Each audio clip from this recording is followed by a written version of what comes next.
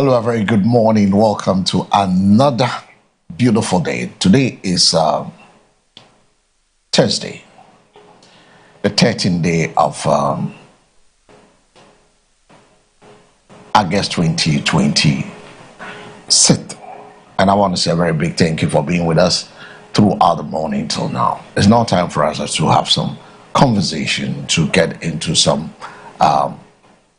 tete-a-tete here this morning. So wherever you are and you're watching us, and just we want to say thank you for keeping your channel locked with us. We'll be bringing you all the information that is needed. We want to say a big thank you to you. It's a beautiful day, and we say good morning, Ghana. Good morning, Nungwa. Welcome to a beautiful day. Sendazua, Obake. Right, what you call back in. That's a beautiful morning, and also Akwaba. Yes, Imaraba. Welcome to a beautiful Wezonami. We want to say a big thank you to all of you. Welcome to another edition of the Morning Focus, and your trusted morning companion for the news, issues, the conversation, and discussions and decisions shaping our lives as a nation. We'll look at it. I am your regular host, El Samuels. With me this morning, joining me this morning will be Wendy Nadu Latte. She will be joining me to help me go through the news headlines as well. And then after that, we bounce into the studios. I want to say thank you from the political corridors to the economy, from the roads we use every morning to the weather above us, from our national policy choices to everyday concerns of ordinary Ghanaian.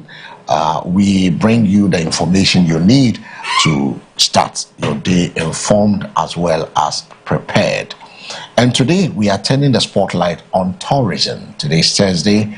Ghana is blessed with the castles, the forts, the beaches, the mountains, the waterfalls, the wildlife, the festivals, traditional communities such as a rich cultural heritage.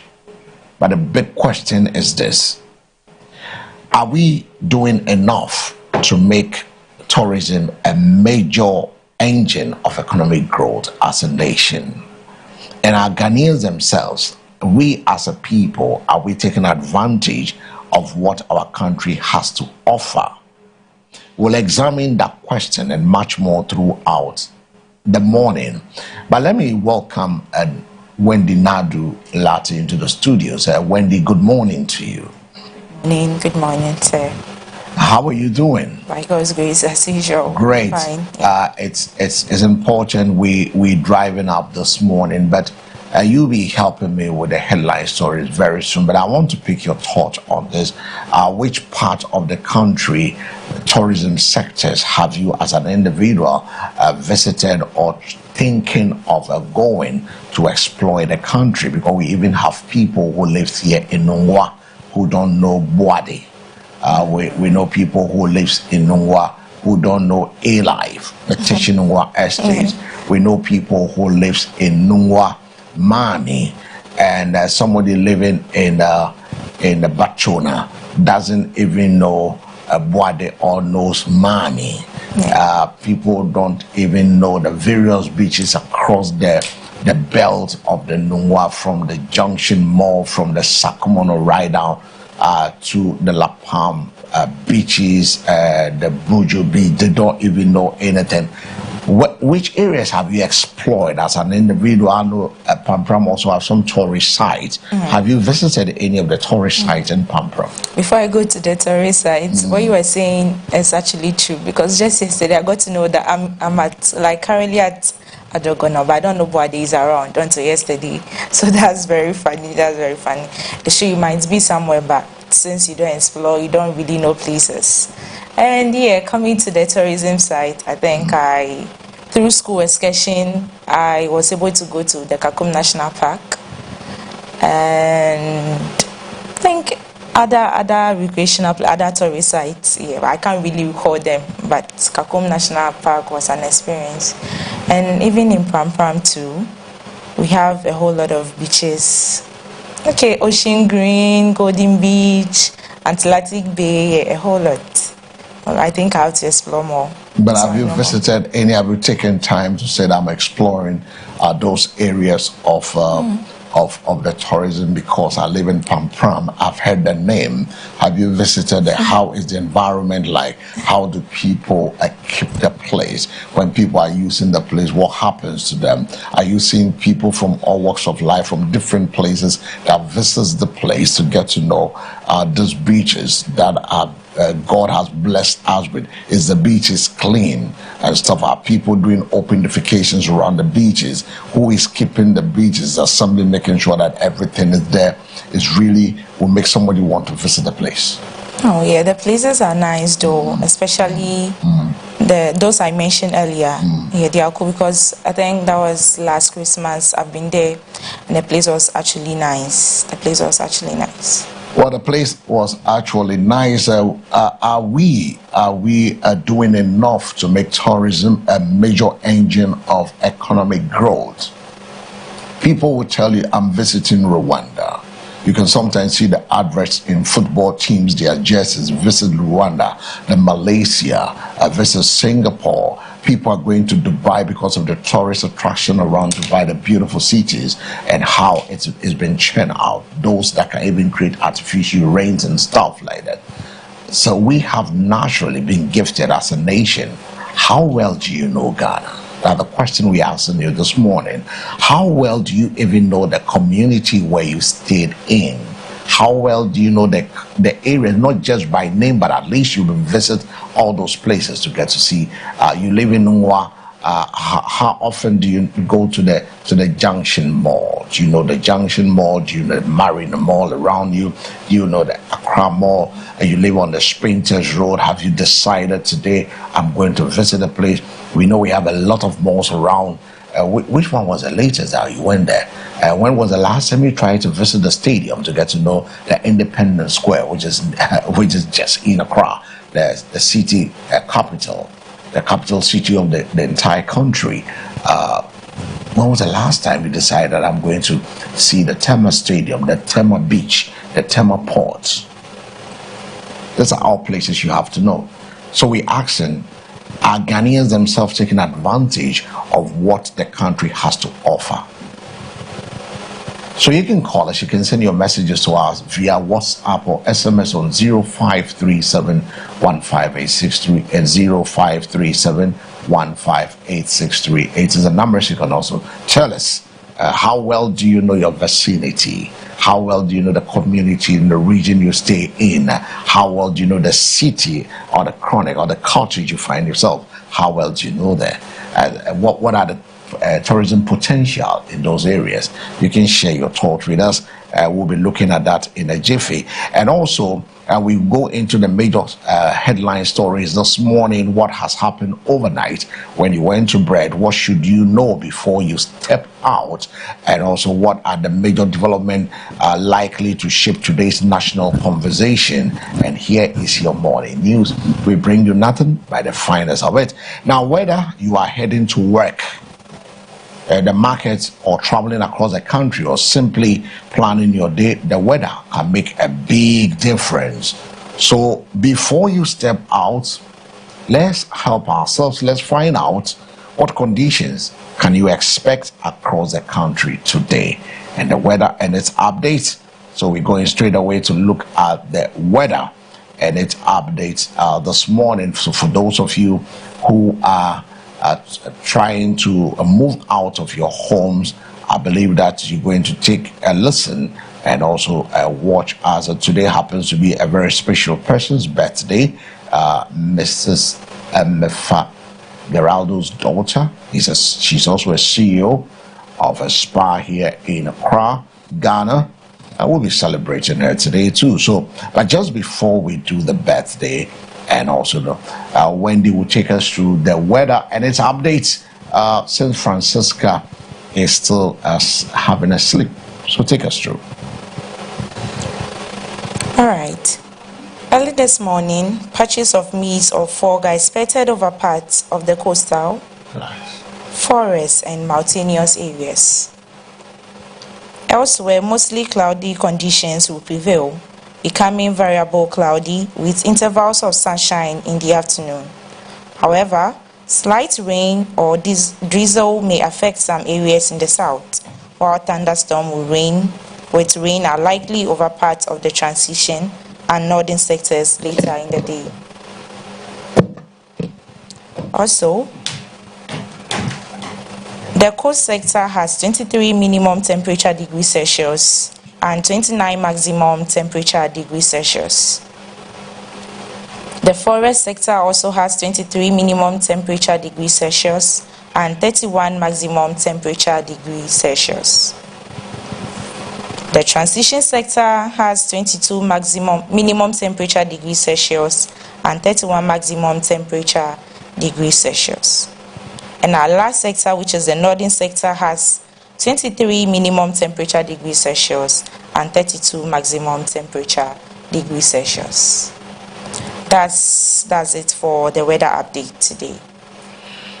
All right, so bringing us up to speed with the weather and its updates this morning. So if you are stepping out this morning, then you need to take a cue and also know what to do next. So that is, by the way, the weather is gone like that, brought to you courtesy the MBN Weather Center in collaboration with the Ghana Meteorological Agency, helping us to come your way with the weather and its updates this morning. A very good morning to you. If you are stepping out, we want to say a big thank you for keeping your channel with us and beginning your morning with us this morning. So if you mix it out, as you step out this morning, you've been given the conditions to look out for. No shower, some conditions, 49% precipitation, 8 a.m. expected some showers around the Cape Coast area with some cloudy, mostly cloudy areas. And the current focus also, like she said, generally conditions in several southern locations with the morning showers possibly in Cape Coast and Kumasi. You might be experiencing some morning showers. Cape Coast could also see some sunshine later, while Kumasi remains mostly cloudy. Travelers should therefore be prepared for wet roads in areas that receive some showers. Now let's take the conversation from the skies to the roads. If you are already on your way to work, or to do some business, or to the market, or you're traveling across the city, here is your information you need to know before choosing your route or the routes you want to choose. We will tell you about that. We look at the major traffic corridors and the possible delays and also accident situation and alternative routes when necessary. This is your morning focus traffic updates. We'll bring you traffic updates this morning. So if you happen to be coming to us, then let's go to the roads. We left the skies. Now the mother sky, the creator of the heavens, took us to the mother sky. Now we're coming down to the roads and see what is happening on our roads this morning. So for those of you in the Greater Accra region, let's begin.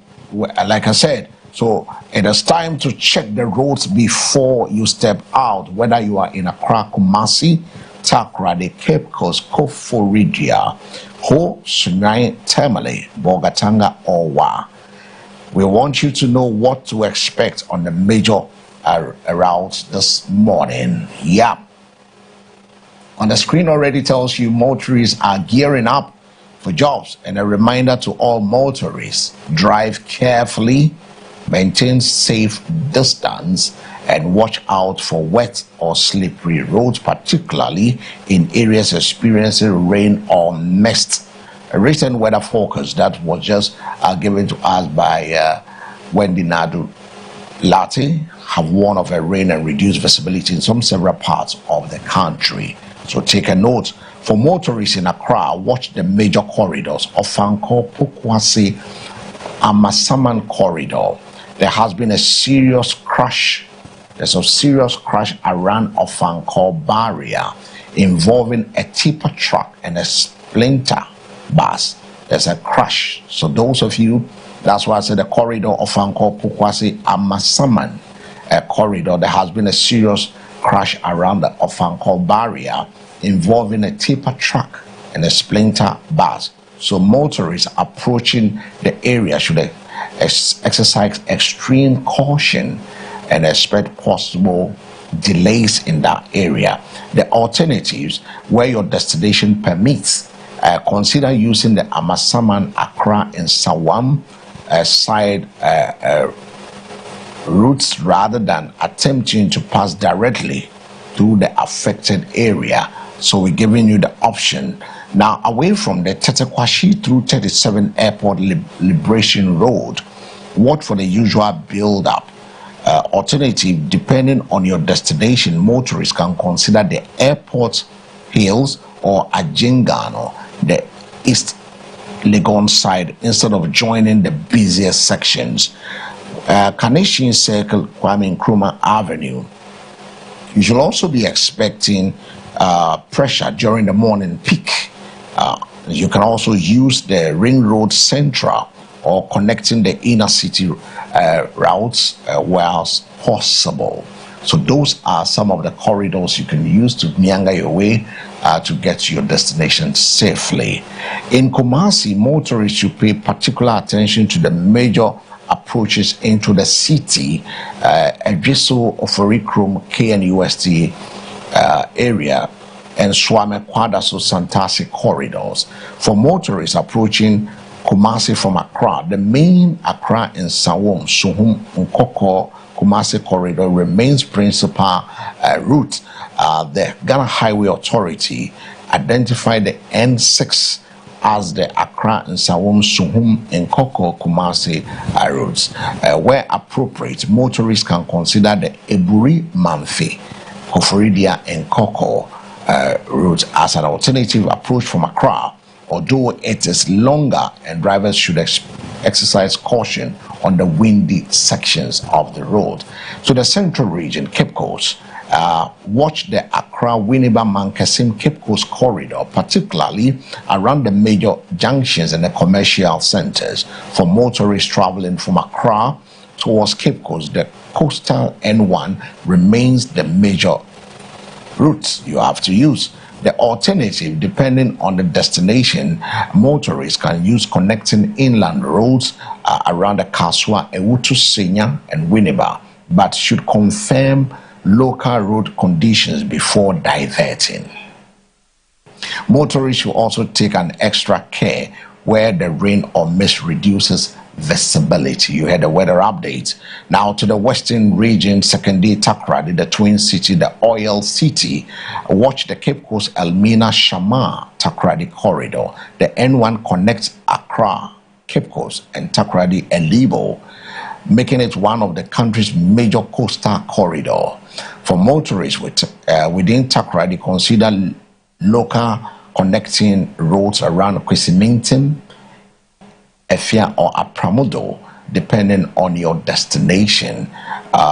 Drivers heading towards Takwa should also plan their journey early and local conditions before departure. For Koforidia and the eastern region, Accra, Eburi, Manfi, Koforidia route and all the Suhum Koforidia connection, N4 serves as the Accra, Eburi, Manfi, Koforidia Bunsu corridor. For motorists traveling from Accra, Eburi, Manfin, Koforidia can provide an alternative joining the heavy Accra and Sawom corridor depending on your destination. Now let's move to the Volta region, Ho or Hohoi. Watch the Adidome to Ho, the Kpando Hohoi Ho corridor. The N5 connects Esekuma, Peve or Ho corridor, whilst the N2 serves as the wider eastern or the Volta corridor. Motorists traveling towards Hohoe should plan ahead, particularly where the rain affects visibility. You can also use the Kwando Hohoe connections where possible, rather than relying entirely on the main whole corridor. In the Bono Sunyai Techiman Sunyan's Techiman Doma Ahinkro, the N12 also provide a major western connection through Sunyan towards Bali and Wa. Motorists should be especially careful on the regional roads during the periods of rain and reduced visibility. Northern region, Tamale, major corridor, Kumasi, Techiman, Kintampo, and Tamale Yendi. The N10, that's the N10, connects Kumasi, Techiman, Kintampo, Tamale, Boga, and Paga, whilst the N9 connects Tamale with Yendi. For motorists within the Tamale, monitor the major commercial and junction areas for moving congestion. Whilst one corridor becomes congested, use the local feeder roads where appropriate, but avoid unverified diversion. I know I have some friends in the Upper East and Upper West complain that they are not getting the traffic situation there. So for Bogatanga, the major Tamale Boga Paga corridor remains the key route. For Boko, Bogatanga, Zebela, and Boko route is a major connection. Drivers should watch for livestock, pedestrians, and reduce visibility, particularly outside the major urban center. For Wa, watch the Bole Wa Nadoli Hamle corridor. N12 provides the major western connection through Bole Wa Nadoli and Hamle. Drivers reduce speed where roads are wet and exercise additional caution. Kintampo, Techiman, Kumasi, Techiman, Sunyan, that's a Bono East. Because Techiman is an important transport junction between the middle and the northern part of Ghana, motorists should expect increased movement during the peak periods.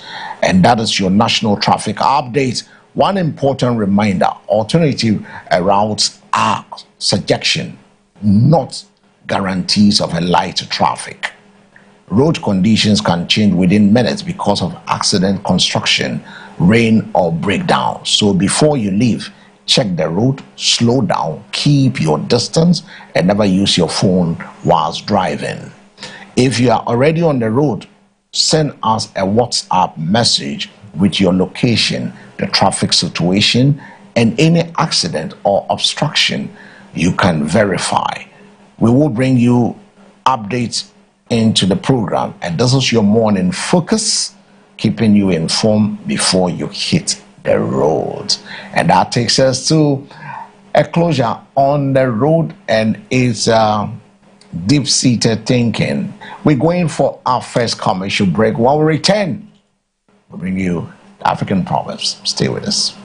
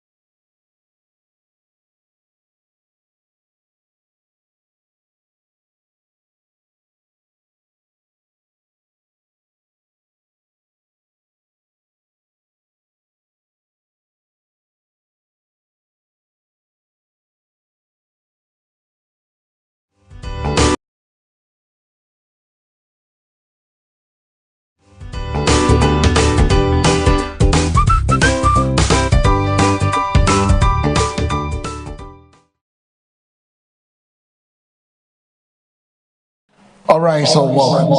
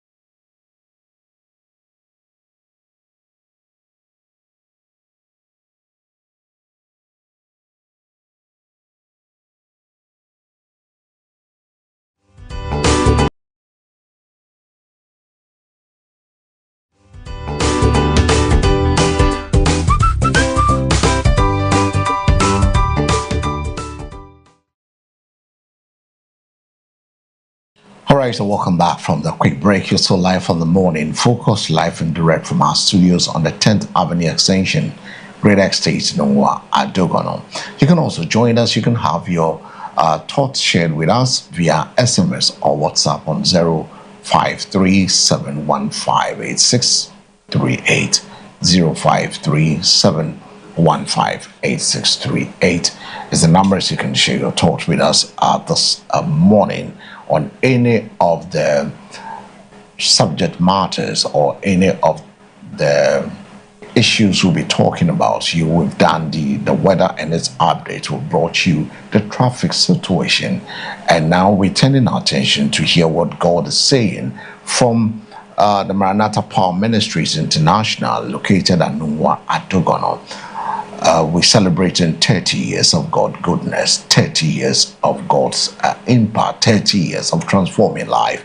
And that is coming up from the 1st to the 6th of September 2026.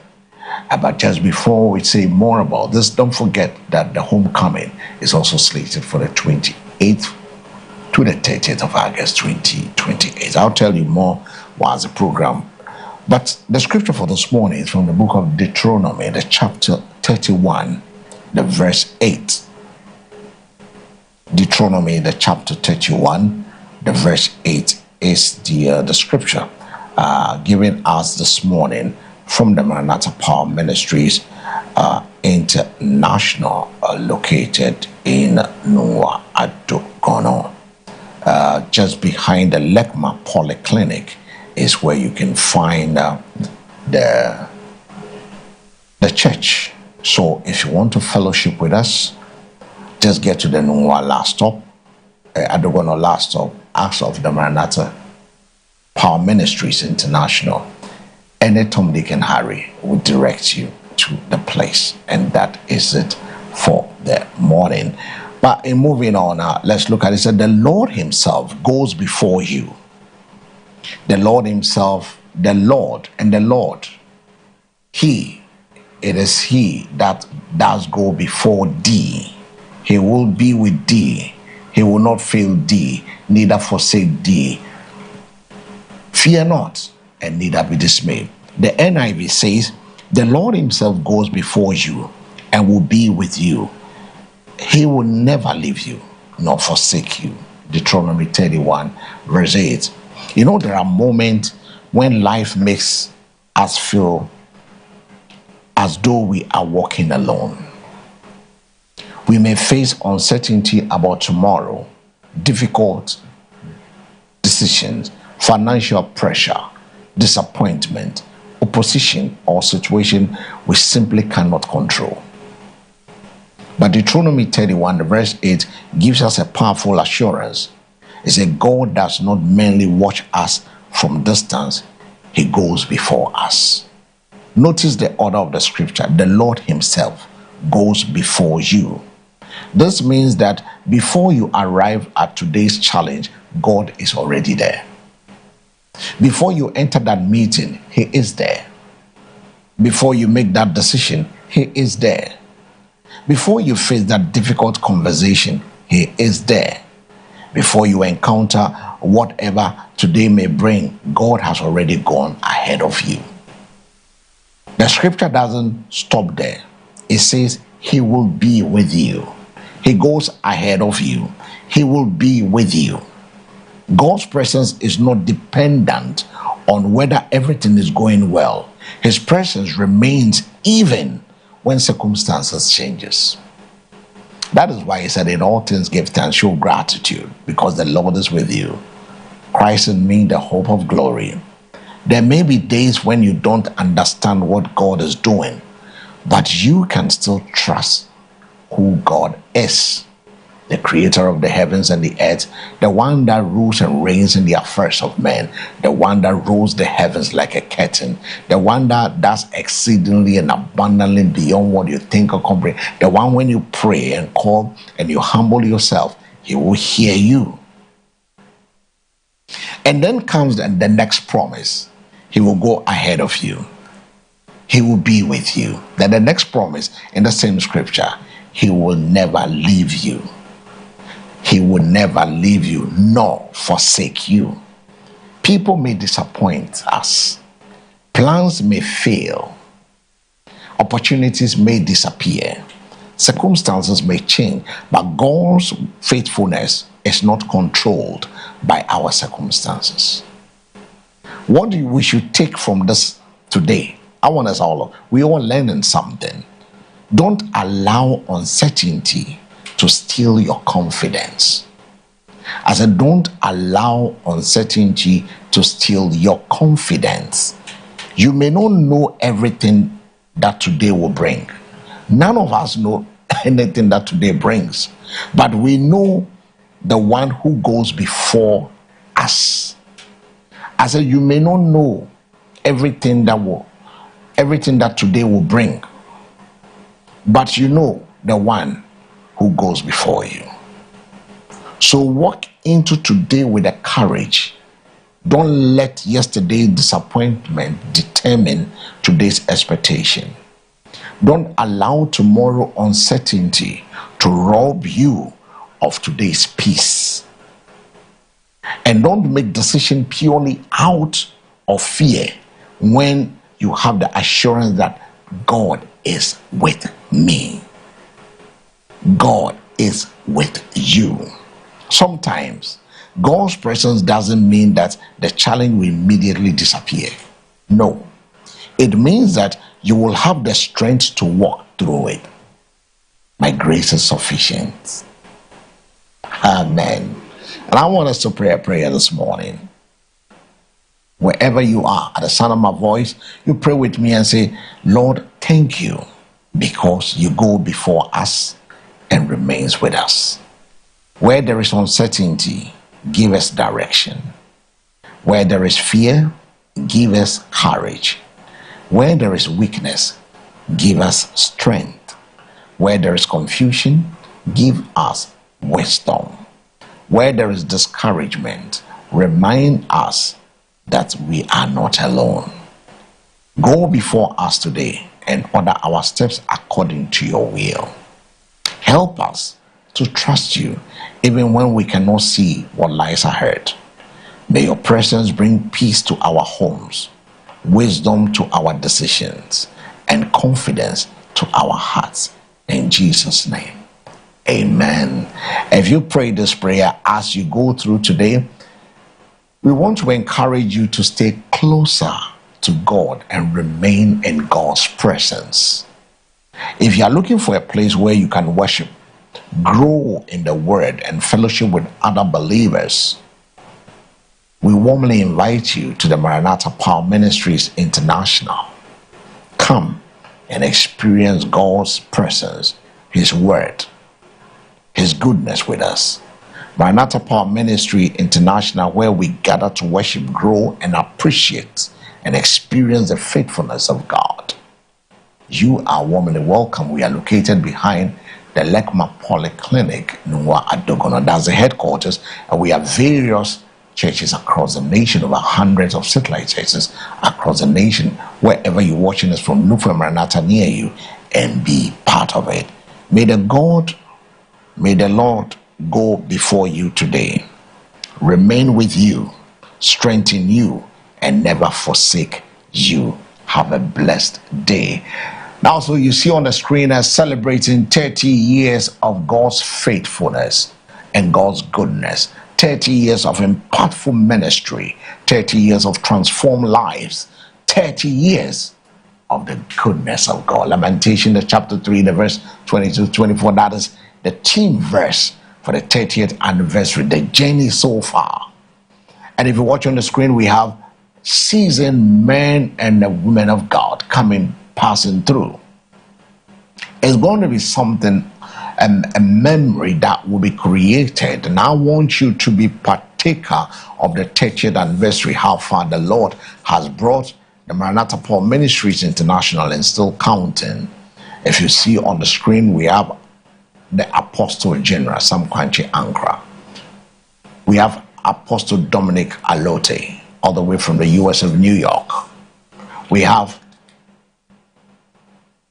Apostle Saki, E-A-T Saki, I call him Saki.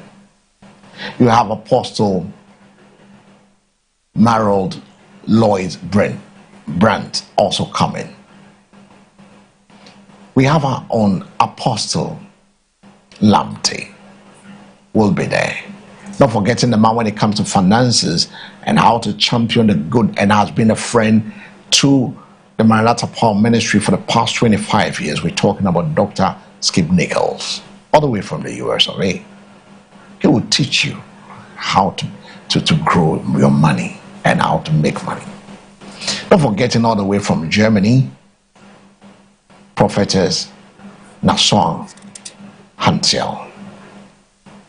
And then he is also a very powerful man of God, a prophet, Richard Odro. All these men of God are going to grace occasion. And don't forget, His Excellency, the President of the nation, will also be there to support this worthy cause, to celebrate the 30 years of the calling of God, the obedience of God, the discipline and the humbleness and meekness. When God called him, he has to let go and hold on to the rugged cross so that he will exchange it for something. And we're talking about Bishop Noble Francis Afote-Odaye and Reverend Mrs. Valerie Afote-Odaye. It's going to be an awesome night. Trust me. Morning 8 a.m., evening 6 p.m. In the afternoon, there will be workshops and training seminars going on. It's going to be a mind-blowing moment to see the presence of God. Don't forget that you can do that without the Maranatha minstrel choir. You can do that with praise music. Akase Brimpo. All these people are coming. And there are some other men and seasoned men and women of God, and all people from all divides of the nation coming to support. So you also have to be there. And trust me, your life will not be the same. But just that those of you who have passed through, who have been there before, but have gone due to one or two things, you decide, we call in your home, we call it the homecoming, which is also happening on the 28th to the 30th of August, 2026. Homecoming. Powerful time to be with God. Support somebody, pay for somebody from the village churches to also donate to a worthy cause, and God will bless you on this earth. So that's just, by the way, telling you about the 30th anniversary that is slated from the 1st to the 6th of then. Now let's go straight away. Let's turn our attention and go to the line this morning. Remember, there's something that is happening in our vicinity in the country. Now, as we turn our attention to an issue that directly affects the daily lives of millions of Ghanaians, commercial transport fares. The Ghana Private Road Transport Union, GPRC, and other transport unions, the Commercial Transport Unions Association, are asking commercial drivers to revert to the previous approved fees and restrain from charging passengers unapproved fares. The directives comes amidst concerns over reports of some drivers increasing fares without official approval, leaving passengers to bear the additional cost of transportation. But what is the situation on the ground? Are drivers complying with the directive? What happens to drivers who continue to charge fares outside the approved fares?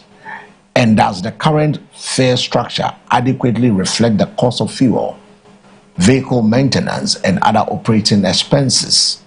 To help us understand the position of the commercial drivers and the issues behind the latest directive, we are joined by the acting president of the Ghana Commercial Drivers Association in the person of Asunaba Nana Redu. Good morning, sir. Hello, good morning. Hello. Good morning. Can you hear me? Yeah, good morning. I can hear you. And Asunaba Nana Redu, thank you very much for joining us on the Morning Focus. Now, let's begin with the directive itself. What exactly is the situation or the current position of the Commercial Drivers Association on the reported increase in transport fares? Well, let me use this opportunity to greet your parents, viewers and listeners as well. And then let me say, I'm far from Accra. You know, I'm in a company. You know, there was one of the business that was supposed to attend to. Currently, I'm in a complex. But going straight to your question, I think the commercial transport operators, together with the DPRT, haven't issued a communique of increasing transport fare. So we are surprised that our men are still, attending to that recalcitrant attitude by increasing transport fare, which is not coming from us. It is quite disturbing. I've gotten a lot of calls. Don't understand. The last time the leadership met, I think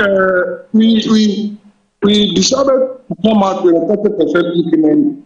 And just after the meeting, the president issued a communique from the presidency that is going to reduce diesel by 2 Ghana cedis. So we have to come back and then sit on a round table and then rescind the decision of that 30%. So I'm surprised that our men are still, fighting unapproved fares in town. It is quite disturbing, Mr. L. No, quite. But what I can say is that the national security and then the Ghana Police Service should help us and then make sure that the recalcitrant drivers are being brought to order. Other than that, I think we are going to stop it that avenue. Now that you're calling on the national security and the police, what is your association also doing to ensure that the drivers comply with the directive given? Well, for the association, I think we have a timeline, we have the data, and then we have the full capacity of making sure that they do the right thing because they are our care. So they normally move from our station before they go to their destination. So for them, we can tell them. But for the floating drivers, Mr. L, it is very difficult to, arrange these people. Because, they don't have any lorry terminals. Theirs is to move around, gallivanting just here and there. So people with that, I think it is very difficult to contain them. But for the members, our members, I think they are still obeying our rules and regulations set up by the unions. So it is like I said, overlapping drivers who are giving us this of time. Then let me use this opportunity to also thank ASP Alexander Kofu, formerly Kuku, with the new airline 2157 has started to be corrected. I think it is going to help a lot because now the police are going to be given the power to arrest drivers who charge on approved fares. Unlike the old airline, the 2180 2012, who doesn't say anything about unapproved fares. But with the new one, I think it's going to help us. Now, what should a passenger do when a driver demands an unapproved fare? Well, it is very simple, Mr. L. He shouldn't pay. He shouldn't pay. And whenever he gets to a police barra or police check, he can report the driver to the police. Or he can even, let's say the passenger is coming from a station, he can report the driver to the leadership around. And then we do have our punishment over the driver. So it is very simple. For we, the organized unions, we don't have problem at all. It is the overlapping drivers, like I keep on saying, who are giving us tough time. Do you understand? That is why I called in the National Security and the police, the Ghana Police Service, and then the various assemblies, the municipal assemblies, the district chief executive, to come to our aid. If you could recall, in the previous, I think we have an amalgamated task force of the assembly task force, the DPR team, the commercial private operators, and some police combination. We were able to clamp down this recalcitrant drivers, both in Ashanti region and Greater Accra region. But of late, we don't see those plans again. Do you understand? That is why I was calling on the National Security, the Ghana Police Service, to also wake up again and then make sure that these drivers are being brought to book. Other than that, Mr. L, it is going to persist for a very long time, and it is going to disturb the general public also. Now, just before I let you go, what assurance can you give the traveling public that commercial drivers will comply with the approved fares? Well, the commercial drivers are doing everything possible to make sure that drivers don't charge unapproved fares, and we are going to make sure that drivers charging unapproved fares are being brought to book. We are also doing our part. I mean, we are not sitting down either. We are also doing our part to make sure that there's a sanity in the transportation sector. Nana Asunaba Radio, thank you so much for joining us on the Morning Focus. Thank you, Mr. We've been talking to the acting president of the Ghana Commercial Drivers Association, throwing more light on the unapproved. They say if you're a passenger and they are charging you unapproved fares, just say no. And they're calling on the National Security and the Ghana Police Service to help them deal with this menace so that we can have some peace with this. And also, thank you once again to be speaking to him, so you can see on your screen what's really going on with the Commercial Drivers Association also coming out to say there's nothing like that.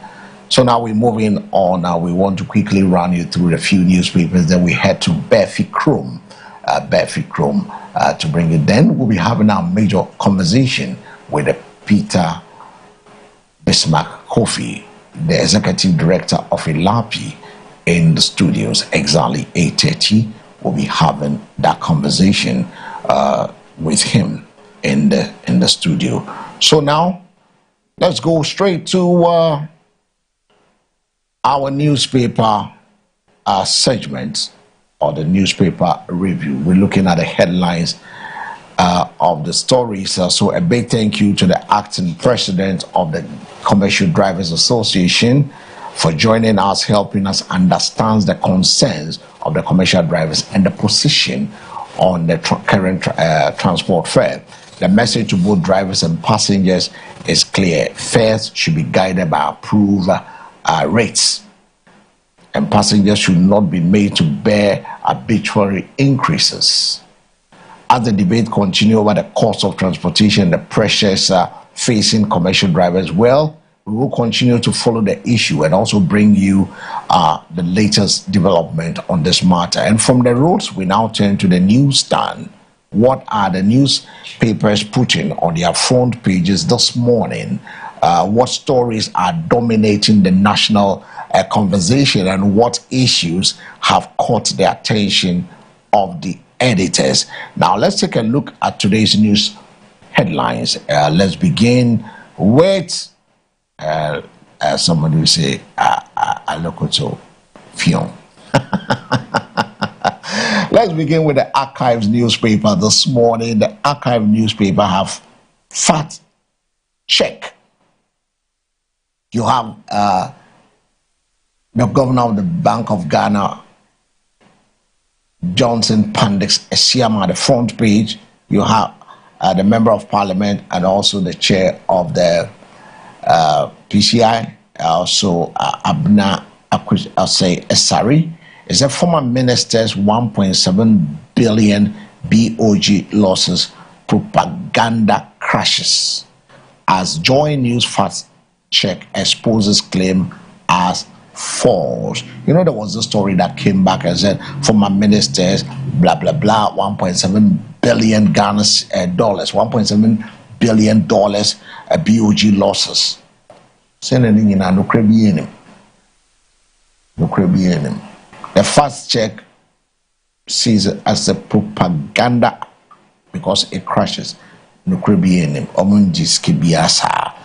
Dialysis crisis hit Cape Coast Teaching Hospital as kidney patient cry for more machines. FC officers endorses shoot to kill to end galamsey. Election violence is Ghana's biggest threat. Sidun Ketia, insightful Muslim preacher, arrested. Story on the Archives newspaper. I also have the OG newspaper today, and on the front page it says, combats did in months what 6 MDs couldn't in 8 years. What the newspaper? OG newspaper. The Hawk. The OG. The Hawk newspaper. Okay. Also on the same front page, I deserve Baumier's running mate or MPP Gen, Secretary Dr. Kokofu. Also, 100 million Ghana cedis war chest for agricultural education launched. I think it's impressive because the 100 million Ghana cedis, I think it will improve agriculture, right? Okay, on the same front page, Otabel back in the firing line. Also, Drag Me Before Parliament by Sami Jamfi.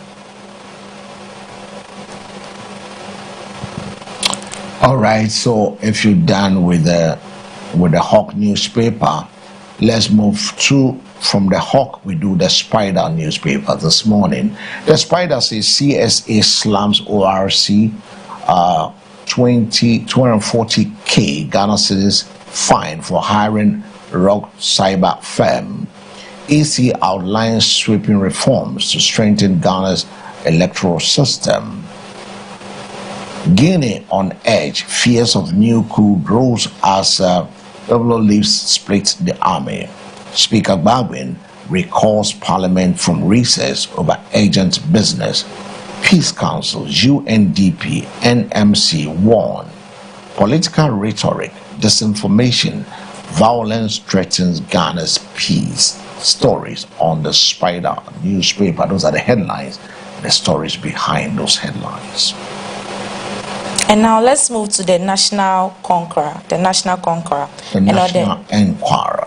Oh, the National Enquirer. The National Enquirer.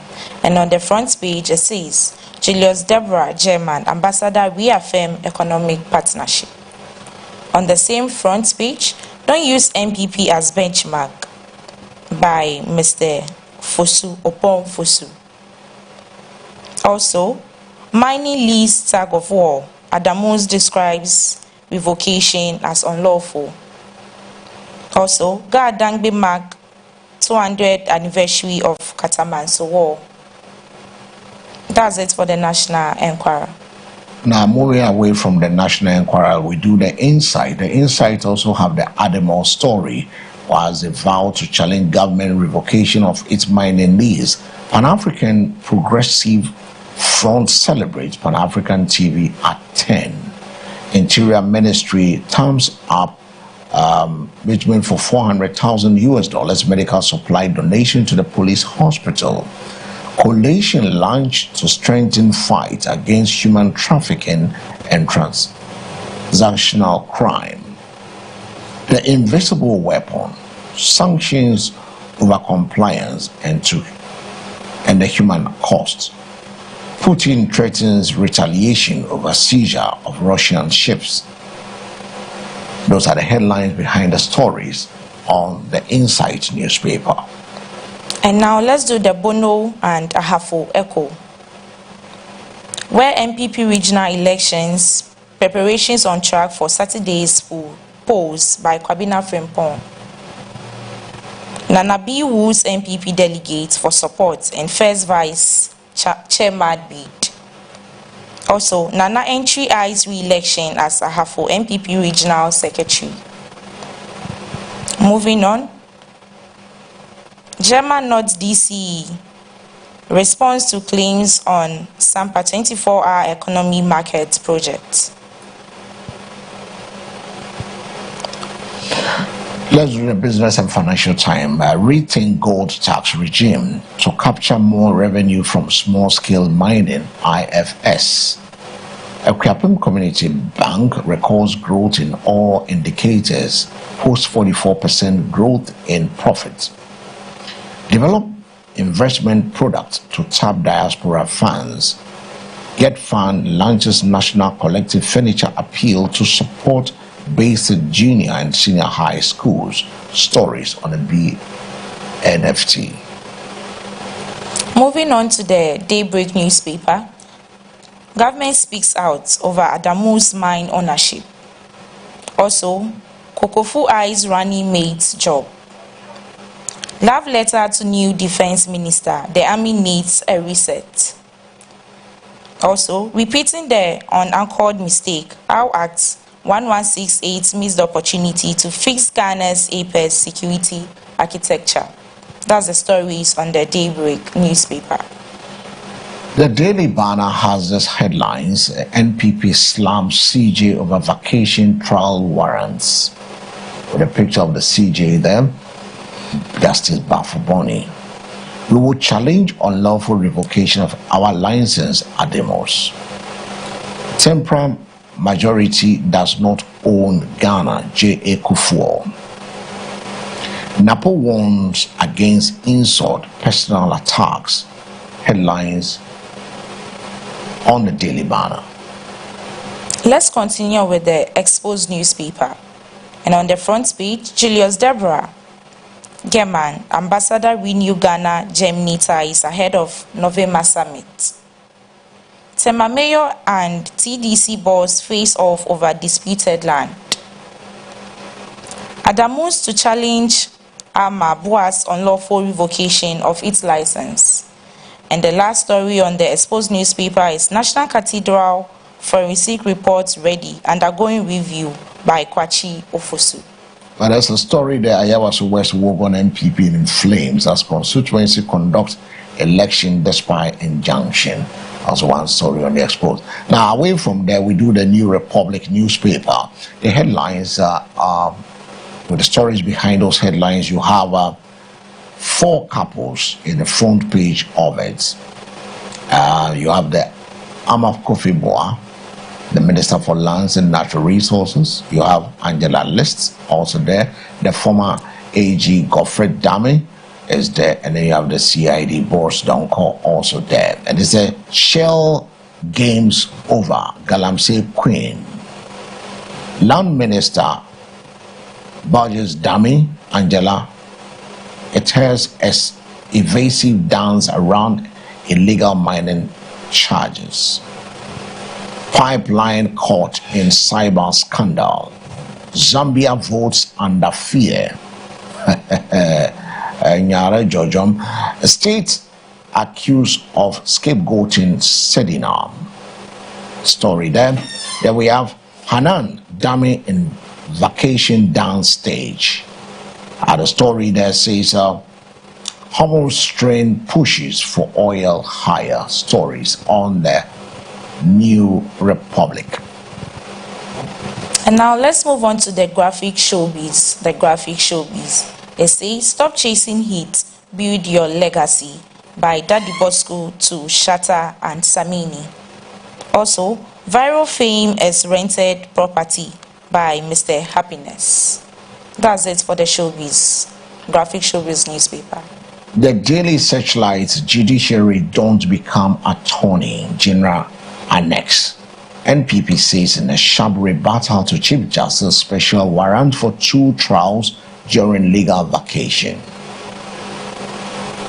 Opposition can be an act of patriotism, Prempe. AG makes U-turn as former Maslow CEO Sedinam Temaklo Ationu cleared for release after state withdrawal stay application. Page 9. Academic CT and partners issues white paper calling for stronger digital accountability as Ghana loses $19.3 million to cybercrime. Page 6 has the story. Those are the headlines on the Daily Searchlight.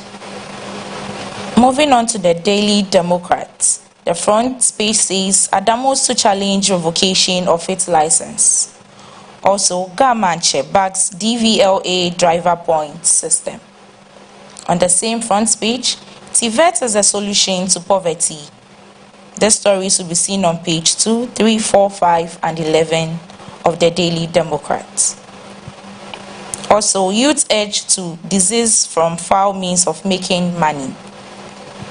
Deborah German envoy discuss stronger partnership. Deborah German envoy discuss stronger partnership. Now we do the business analyst. The business analyst says Sedinam Temaklo finally released.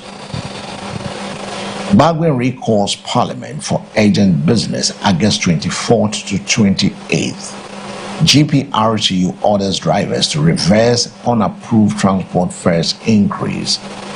CSA sanctions ORC Pepper Line solutions over cyber security breaches. Adamos not for sale, government clarify after mining lease revocation. Business analyst has this banner headlines, so you get it and you get a story behind the headlines. Let's do the new trust. It says, the front page says, I'll win the Ashanti MPP chairmanship race on Saturday by Coca. Coca boldly declares. Also, quest to restructure and drive a more strategic and impactful Ashanti MPP communication. Why Dr. Keskine Owusu is the best bet. Also, I am deeply concerned about the alarming trend of political intimidation, arbitrary arrest, and weaponization of prolonged remand. Ahafo and North South-West MP. Ignore propaganda and fake Baumia's preferred list and vote 1 for Coca as Ashanti MPP chairman by Dr. Gideon Boako to delegates. How Dr. Mohamudu Indimi support for Ejura Divisional Police Headquarters has brought peace, full security, and hope to Ashanti region. That's it for the all right, so trust. Away from the new trust, let's do the dispatch. The dispatch this morning is that the president appoints General Retired Ayamdo and Yao Donko to national security. NPP chairmanship race, I am ready to serve Afoko, Awenteni Afoko. West African gas pipeline key to energy security, Chachu Chikata.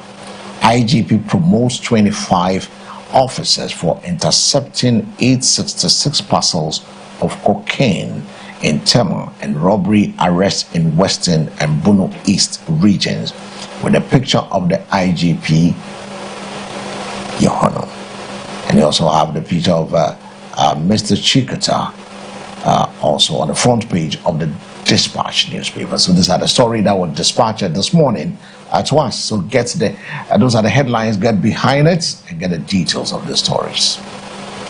The Ghanaian Times also tells us about the VIP, that's the Vice President Uzonda T, where she said, produce vehicle parts locally to create jobs. The story will be seen on page 12. Also, gold export soar, but revenue lags IFS.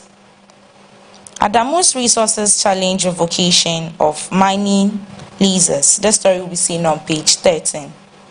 AG withdraws stay application against Sedina Temaklo. This page will be, this story will be seen on page 3 of the Ghanaian Times newspaper.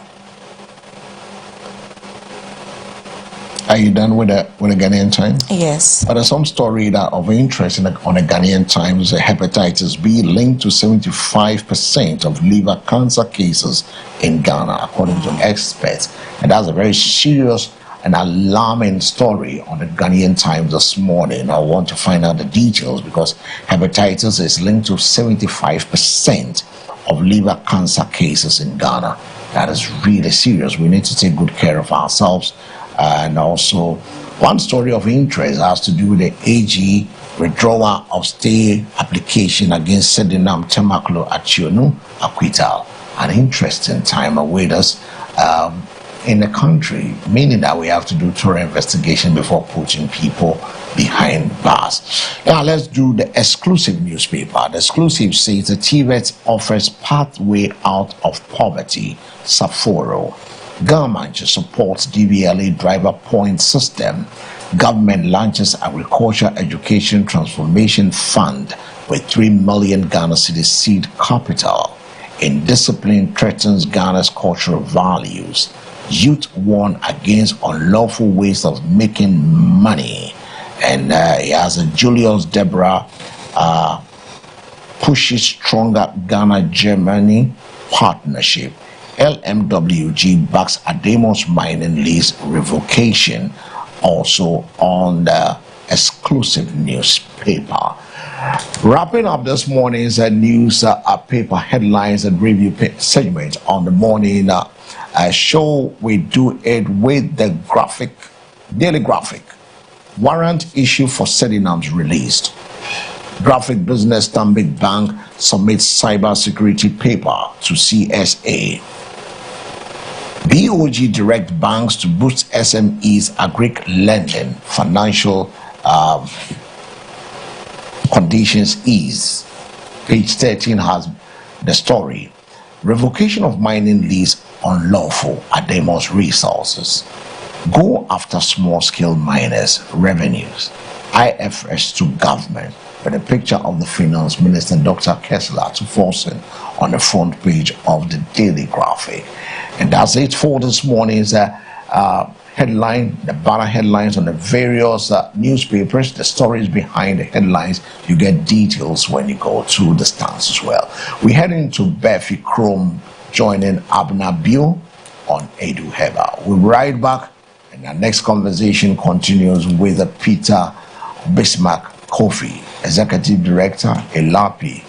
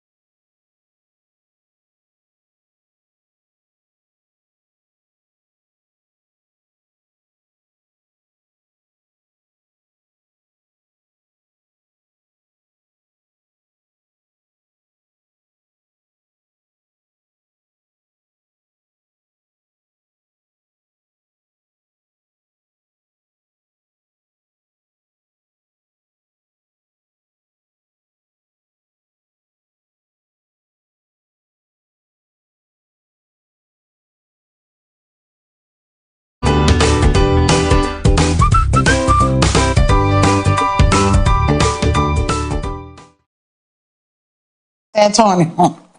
Dr. Du Muhammad say me nka SM Francis say nyame nhyira wo bia. Nyame nye obi bia kese. Na said de enne me ba me dofo oka no abusua. Ya dia bronya tumi ansa Dr. Du baya wa besa. Dr. Dwe yenye udeni edek yesi nkwa sombo onkwa som yebo and it was SMBT every Edu Heba Hospital anna eradnom Dr. Du so edebebo ade say yede sanya de a ewo sisie ni ntin ani nompemu ye nkoto dwemu ni atutu asia mafia ye damma wapomuden asipia sita na ye wia ye di bonus na atuato eno ne yesi ye di busu ye sister na to atese watenga no ewu kojo tro nyane no brim no asori gina wo enenti esan say enem betena ase ye di SM meters na di mewuram because me do get na no tanya nyame aka SM abusan fa me TV so bi won wan kom wo di get na no do so aka me the box empty box and everything TV so ben me da tweri ampo ase se wa mo akoma tom yi se me ntwenam ka se wi amo age ne boko eni te abusan ye se e do bajo atrema adanse de nankasa na nam eno ntina meduru ya na SM no obi apesa onje emfiri mensem na bottom ne ba kwampo driver no ko je nam se na no Thursday me ba obi je ene dem mo bi anje ana me de aba ene nti me do foot say papa no also no taso no kan o se wato graphic am obi kenkan no mata no de gan kan ni nyina ma me ne mo kan ne brofum etimi da na betwi translation so I say SMBTS eyedre de abasa yede ba ama aware de amefie ayede ama enkoda ni age eku no mani age ama yire no so ni age enne na atemi chemri ame ma na SMBTS ba kufu 1 onfen kofie na mewi ade etachire nyakata na betachire de ama no boko enye ni nyina ha kwa ho ene nti sa wato graphic am obi kenkan na ye ho mita odi kan ye no wo ye bema entrance ma bema mu na wona no abomatwo man na wona mo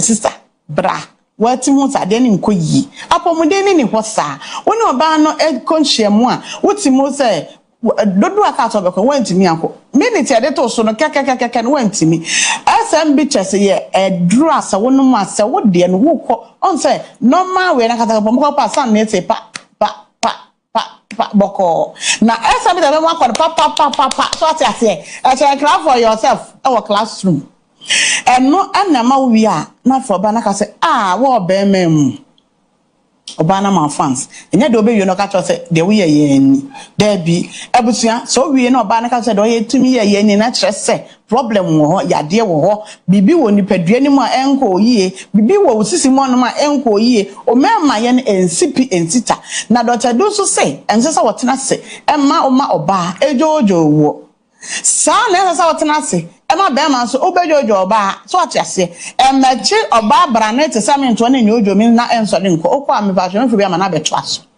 eno na chese wadwuma no wa anya nwi eni ti Dr. Du say SMBTS oba nom be ma nom me pa chow wunya 18 years ya enom wo your ba wa fafura enom wo breastfeeding so a enom wa ye CS ya frɛ yen number no bu screen ni so na kyerɛ months a wanya ansana ebe mo anoma ya ma wanom oba se ubu nsa na emayi menamai se boso me so na me bu me nsa na se me ama nti se bibi ni na mo menti because menti pen bia eno na kyese wo yoba enya de boso me ne so a abusua na obi de wada ne calendar o twese obetie ma ofie buo yansa na wakọ ne boss o se boso me asutua meka because the da wo be ye ne fie wo ne brono ne so no obi abehu say yes oboso me aso na ye ya so ene boso me na so nya tse wo otim onya tse wo ntimi ankwa dwuma o wo ye so da dem wo yare ene na boso me aso oni calendar o do wada ne calendar madam emo bi fa na ne calendar wane dem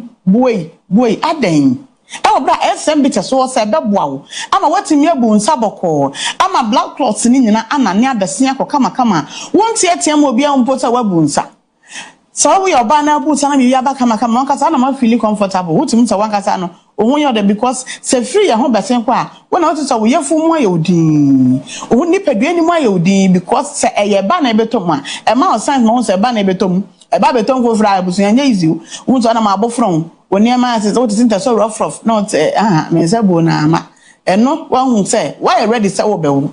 It's a normal science. Na sa wo de na nya ba na ebetom. Bosome mienu bosome miensa o mesesen emma e wo bran so a wonyem a ebusua pe SMB test na no wo don se ni na ba besane abese akọ ama ho atọ afen so no se wonya o menses from day 1 about 7 days afe e to asoko no na so te ba 6 days e so te ba 5 days 4 days e wo so mo sa ho se dia aka na embae no e wo hefa aka ho akawa ya ase ho enti awasa wonom SMB test na enani moja SMB test na ni moja ebe na ne de aka ho na aya clotting na abobo ntonto a na ebe da ne fibroid ana se ebe ye bibi aya sese aka wo wawudie nim no ebe na ne na fi ho ama na bese akọ na ho ato afi wo na mo say yes wo do say so boka say yes me oba efi ono your oba na bese wo fa nyinsan ya SMB test na ni moja no ama de sisi a wo de na no akwan ni nyina bese ko wi a obi wo say afi pa na dem na wa fa afro wa wo de na to me na say dem ha dwin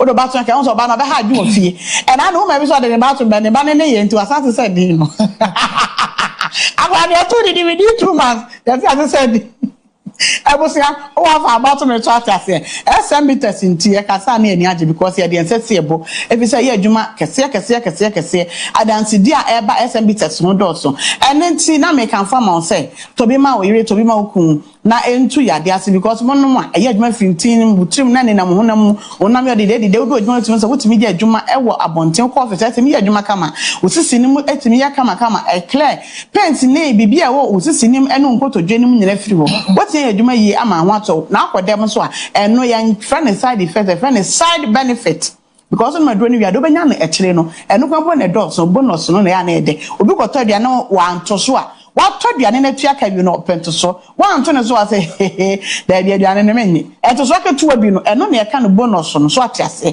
to unum SMB test ya bonus na be dey na che no ene so betimi ahama afa odem o so na bra kwa so je no yes so ase o ma fans so yes wo be mamu na edre abusonya to agu o man ga na mu ha ba bia pharmacy shop bia benya bi herbal shop bia benya bi chemical shop bia benya bi koto SMB test na o kwa so pe social movement o pe spiritual movement o pe social media open the trendy adronia strong man me pacho shatter movement adronia na American wasem no simiso na American wasem no sincere met na American wasem no senior minister na American wasem no adra won man no akasa man ho fans won na mo say yes what charge na anam and no empty number no that screen so me da fa me say me see try me photo and na no papa bi share mo so try me photo am na phone no so ayema na the pacho delete it.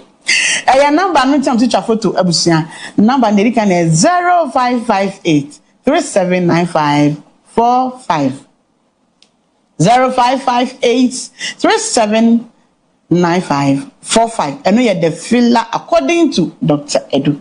Second number is 0201 044221 0201 044221. Last number is 0243 989368 0243 989368. Number 3 na me dofo fra eba Edu Heba Hospital. Na ye no wedi nkomo kan how chain wa boda bridge wukojo to me pacho Freyin nye no nkasa na edrefri Edu Heba Hospital aneba ayaresa bia busuan yakwadare ewa yarehwa nya yaresa nyine mu yetu stroke kwase emma obi a oyare stroke ada hwache na obi a won se de edu no na chi nyina yekro ya bo ne pampers ababa wa feru ansore no yi pampers no ne ekọ no eho asem ana meka eni se stroke no ache nipa no ache wache no fane brain man kasim ba fikrom eho na headquarters no ewo abusuan odu man kasim station o ko ba fikrom obecho ka we fro na bra obedu wono ma abusuan e be hwewo ama ode hye no ne ho ato no kama ye what ne nso emu ofe emu ode obedem say yes wo da fie wo da yare sabian so asa wo ojojo ho hotel ba because ya no VIP was ana normal was obewram nya fe na ko yarefo a waba yare sabian na fe wo koja na no akosa lai amba cho ye ho ye nya sa wo wankasa o facility ne bibia ye intact or toilet and bath shem anything no bibia aye kama o change o patient ho a obi nyina wa wo hwo obi won ma je se ye kofa enipa be time be sala won anim se de be ya ye change ne ho do da ne nchen no onhu ne ho me pacho Edu Heba Hospital ye ntisa ya ma obi ane what o so any wo de Usika ekuta won eho adwuma na ebe yama ho ene nti no medafo to bekafa nipa na ne ho atochema no bibi ha no fa ne bren wo edu Heba Hospital na Awurade andom ona Dr. Duso de nubra nua haban ene dua hini esa yade biada etu ase ene nti enya stroke kwa na esa yade biada sente hye wa na ye wa eno de me boso because na no pani bi de ne ba bre me na me mani ba kwara nso me yam hye me utimu se asma na wona ho ache. But Awurade adom odu Heba Hospital last week utimu say you stabilize anyway na bibia e kama edo no anopa me sori ya na me sempacho mo to say osanyame adom efri na no e ba ne Thursday no ma bim eyesa na afi me ho atom na me ho ayem de won say oye adwuma wie na hu emfaso hu sade na akona koyesa na ho aye wo de enya de wa ya wie na afi wo wi na yam hyehyɛ sade am ye be fa na ayemfa edrebe ya na enye yi enye try and error ewo Edu Heba Hospital ebusuafo ye ma wodro na ye de ensese eboka se dro na de ma ya de ye ewo osu eso adro ni na wotwe ase betu na wotwe menu ase betu na wotwe me asa ase betu ampanso me bedu wono na wato asori a woko wuyi a chia ko chia osimi ma chia na woko ba bi enne ntini ya de bia etete wo emmema na moko dwaba mumu na nkwada ahuri agire mumu na ye tisi so ewo mumu mepa moncho Edu Heba Hospital edro papa ho no ma oba beba ama ho ato me pa acho enya yaresa bia oba ye ma odo na ne kochina kobra ansa na wayo ye machine sakase egu no mabusuan oba ye de be exam efru trimesu nase ne on say yade na efri ya na eba ya ha ene ha eje do we ne de be ma ne wi a emu.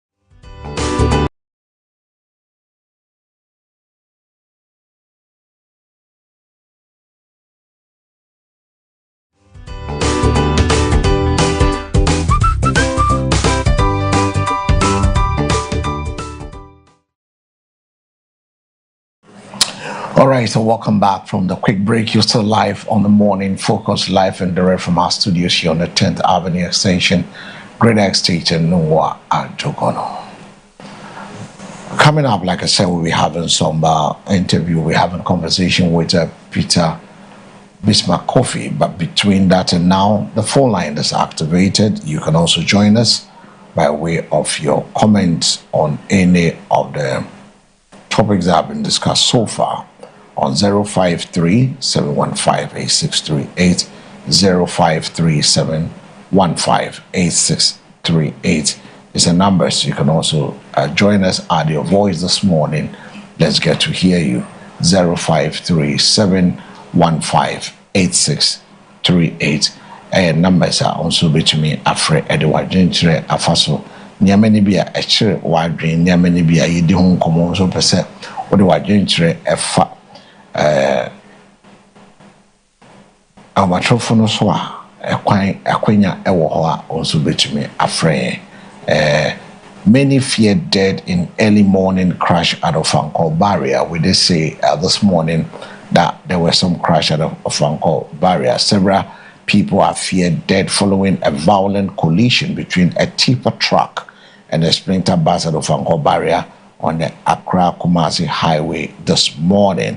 Unconfirmed reports suggest that between 8 and 10 people may have died so far, with several others injured. That is a story we're receiving from the Ofankor barrier. If you did listen to the traffic situation, we gave you heads up on that matter. As we soldier on for God and for country, we try to get you some of the pictures on that accident that happened at Ofankor. Yeah, but quite apart from that, 053-715-8638 is the numbers. You can also join us and let's have a tete-a-tete this morning. There's some few messages that came in. We'll read those messages this morning as we move on. Sedinam case, there's nothing to appeal. Amaliba on AG's decision to withdraw stay application. Mahama sends envoy to check on hospitalized Prophet Bedu Kobi. We are at a point of hopelessness.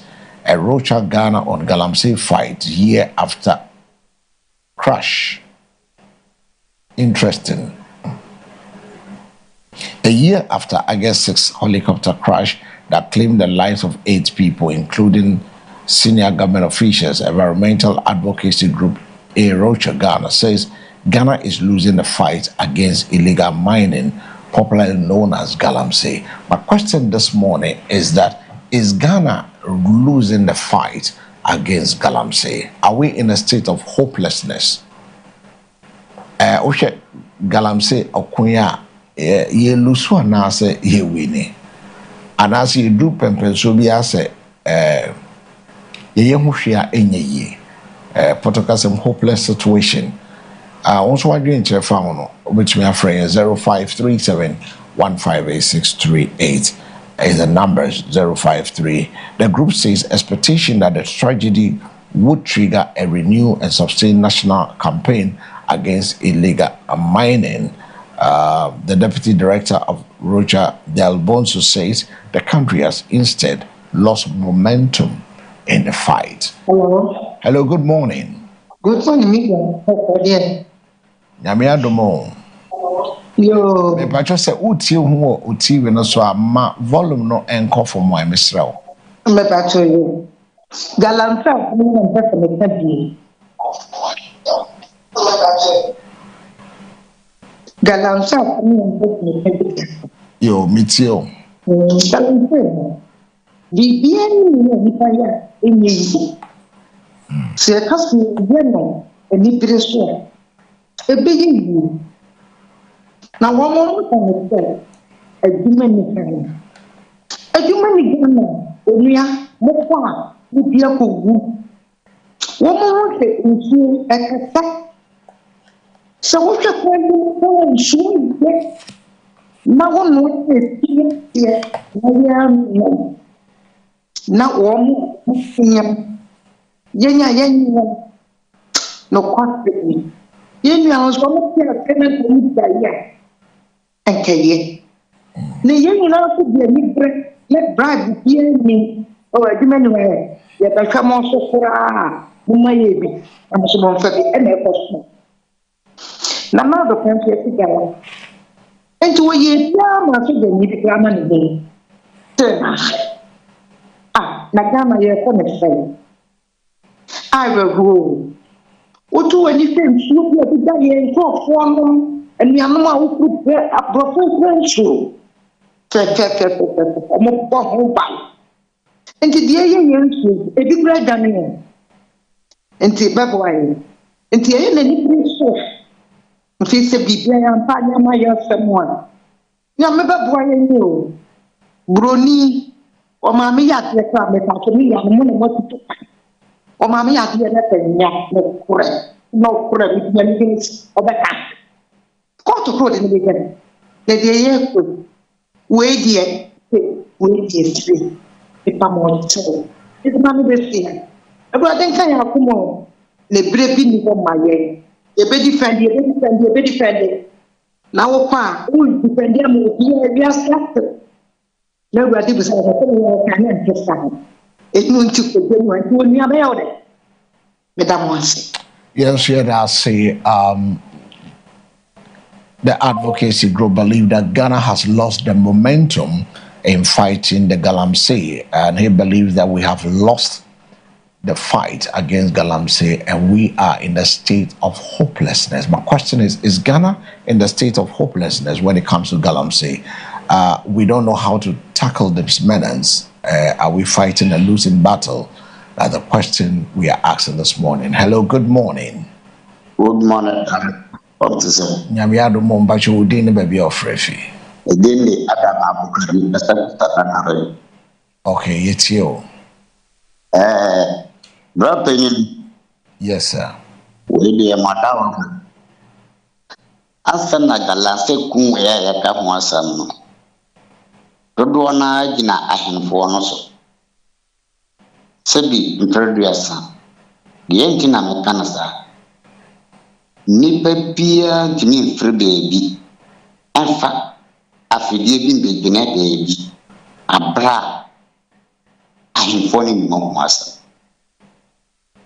Enti amanfo bi hyehyɛ ahemfo n'akyi. Ɛna ɔmo ne galasefo na yɛ wa. Na ɔmo yɛ saa adwuma. Nso wotie a wobisabisa mu a na obewusa ahemfo no bisa me nim sɛ bibi kora akɔso. Nso wododo mu saa obewusa ne ɔmo pɛ bibi afiri galasefo no na ɔmo afa ɔpan. Enti no sɛ galasefo na yɛ kana deɛ sɛ yɛbɛnya yɛhu paa deɛ yi sɛ aban sɔre ne wane ahemfo no afɛ so paa. Because ahemfo no ɛna ma ɔmo kwan ɔmo yɛ saa adwuma no. Na ahemfo ma kwan ma ɔmfa afidie mba na stars so a abɛdeɛ mo na yɛ galase.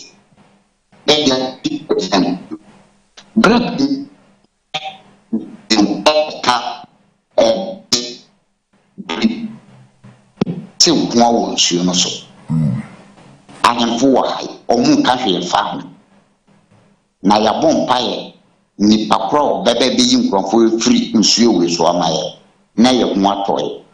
More than 10 years ɔmo wɔ nsuo no so wɔ hɔ.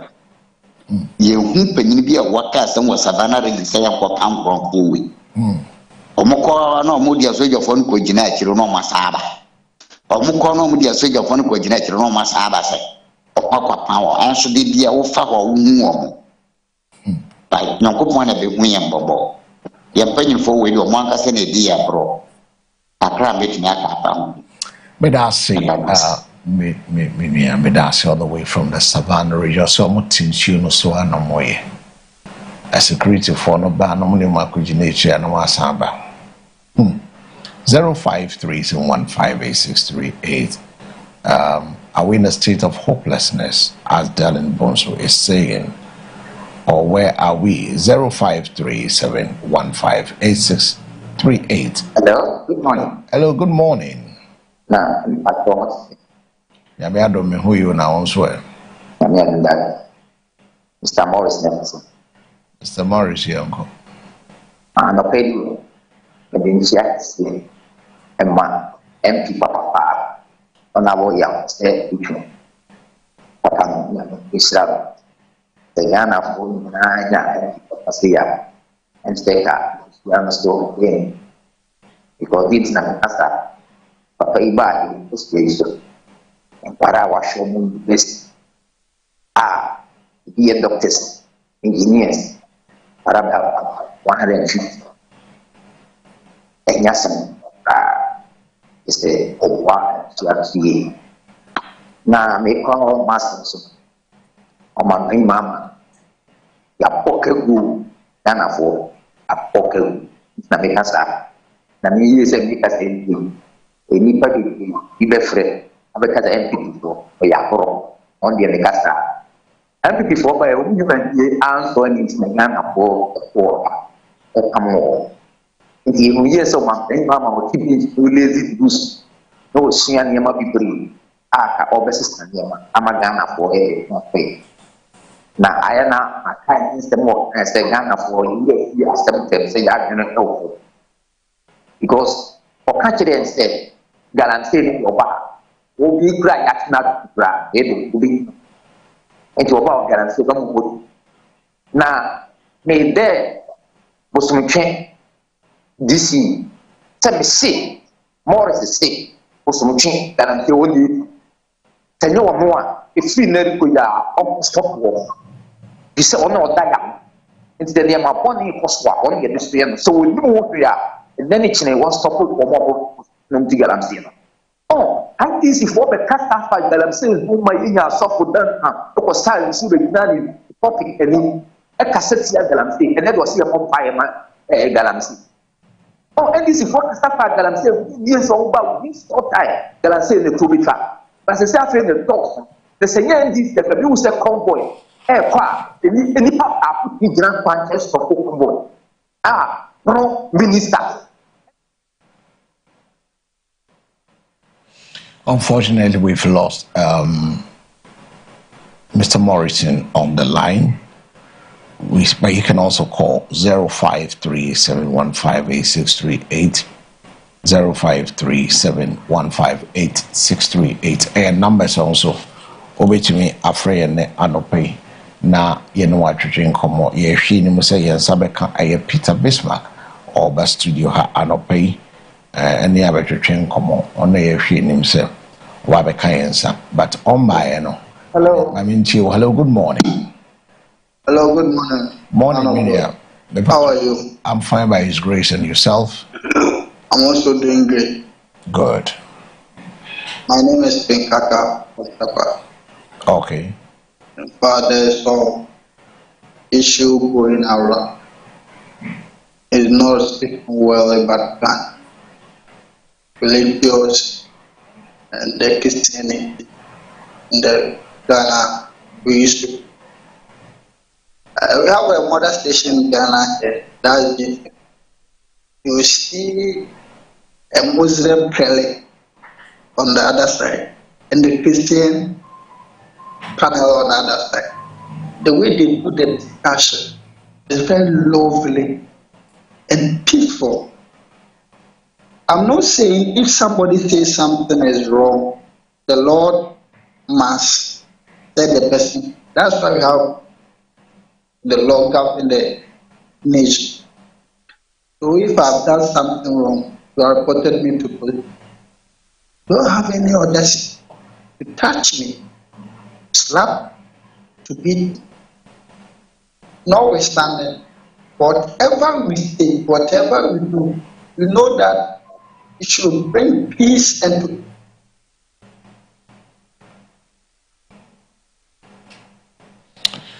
Unfortunately, we've lost him also on the line. 053-715-8638 is the numbers. You can also join us. 053-715-8638 is the numbers. You can also join us. Let's get to hear from you this morning. 053-715-8638. And numbers also between the Attrition Como and the Anope war. Jumedia, your friend Morning Focus on MBN TV. So Anope, me enter wonka 053-715-8638.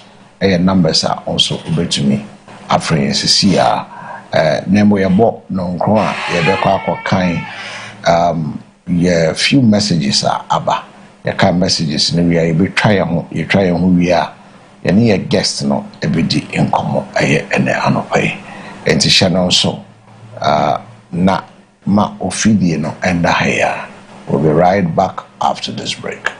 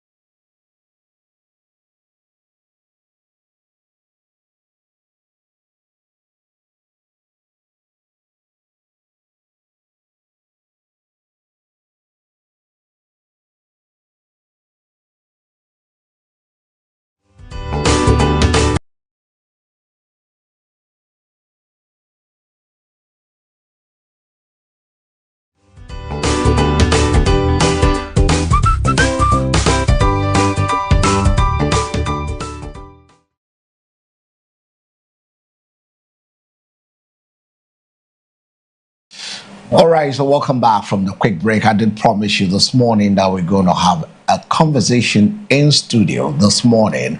We've been talking with him mostly on via phone to answer some few questions and so to also support us with shaping the future of this nation. Now we're turning our attention to a financial policy debate that is raising an important questions about public revenue, accountability, and the rights of bank customers. You know, government proposal to make use of funds in dormant or unclaimed bank accounts has generated concerns over whether such funds can legitimately be mobilized for national development or whether doing so could undermine the financial rights of depositors. The key question is, are dormant bank accounts a legitimate revenue source for the state? And the first thing we're trying to find out, or could they be used as poses a threat to the property and also the financial rights of the individuals involved? To help us unpack the economic and the policy implication, like I said this morning, we've been joined by Peter Bismarck Kofi, the Executive Director of ELAPI Ghana. Peter, you're welcome to Morning Focus. Thank you for having me. It's good to see you. Yeah. How many years now? Maybe countless. I think the last time we met was in Koforidua. Yeah, that was 2019. Yeah, somewhere 2019 for the... So about 7 years. Yeah, about 7 years ago. We met in Koforidua for that workshop. Yeah. That was an interesting workshop. Yeah, thanks. Now let's begin with, I've seen you in most of the news headlines. I saw some questions being posed with regards to dormant bank accounts, whether it's a legitimate revenue source for the state, or could their use, the use pose also a significant risk as well as a threat to the property and also the financial rights of the citizens. Do we have people like, if I'm not there, there's always this a third party stuff. We have the person who next of kin, definitely on the forms of the bank account, we may have next of kin. Is it proper for the banks to also elect those people to tell them, okay, the accounts has been lying dormant, you the next of kin to their account so we can take out the money? Is it not about citizens' rights? So now let's begin with the basic principles. I mean, what exactly are dormant accounts and who legally owns the money in those accounts? Right. Great. So a dormant account is an account that has not had any transaction for 6 months. For 6 months. Yeah, that's what the law says. So let's say I have my account with X bank, and then I have not been able to do any transaction on it for whether deposit or withdrawal for 6 months. For 6 months, it goes for dormancy. Right. And then from the banks, it must enter into a registry called Dormant Account Registry of the commercial banks. Okay. Now, when it enters that Dormant Account Registry, the law says that is Section 143 of the Bank Act, says that the banks must find a way to locate the account holder. Okay. Either through text, email, phone call, or physical visit. And also, these things I've mentioned, they are not limited to that. So that means you can even exhaust other means to find the person now. Exactly. Okay. So from the 6th month to the 3rd year, if you can't find an account holder, continue looking for the next of kin. Okay. Now, a next of kin is not an automatic beneficiary of your assets at the bank when he or she dies, and when the account holder dies. It's only a point of call. So it means that after 6 months and we can't locate the account holder, let's look for the next of kin by calling. Oh, we are looking for Mr. ABCD for the past 3 years. We've not found him. Is he alive? Where is he? Where is he looking? Oh, maybe he's there. He has traveled outside the country, or he has lost his phone. So those things must be done within the first 3 years. Okay. The first 3 years. Yes. So from the 6th month, according to the law. According to the law. Now, until the 5th year, when we can still locate the account holder and the next of kin, the dormant account, which had still had no transaction, will then go to the Bank of Ghana for keep.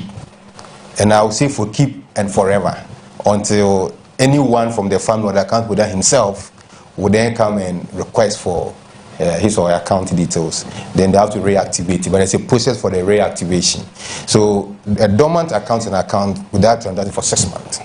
Now, let me find out this. Let's say, let me put myself in that situation where I have an account, but I've not been running it for the past 6 months. It become dormant. Yeah.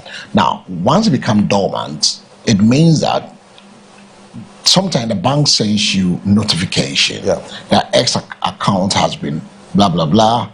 We've not seen you. Sometimes they'll do a follow-up. We've not seen you. You have to go to maybe this branch to reactivate account. So they are asking you to come and put some money in there to reactivate the accounts again and keep it running. That's true. So in that case, if let's say I don't answer to any of this call and they don't find me, so they don't find you and the next of kin. And the next of kin, then they take you to the Bank of Ghana according to the law. According to the law. But the law, does the law mandate? That brings me to my next question. At what point, from the public finance perspective, is it reasonable for government to say that, to consider dormant account as a fund or a source for national development?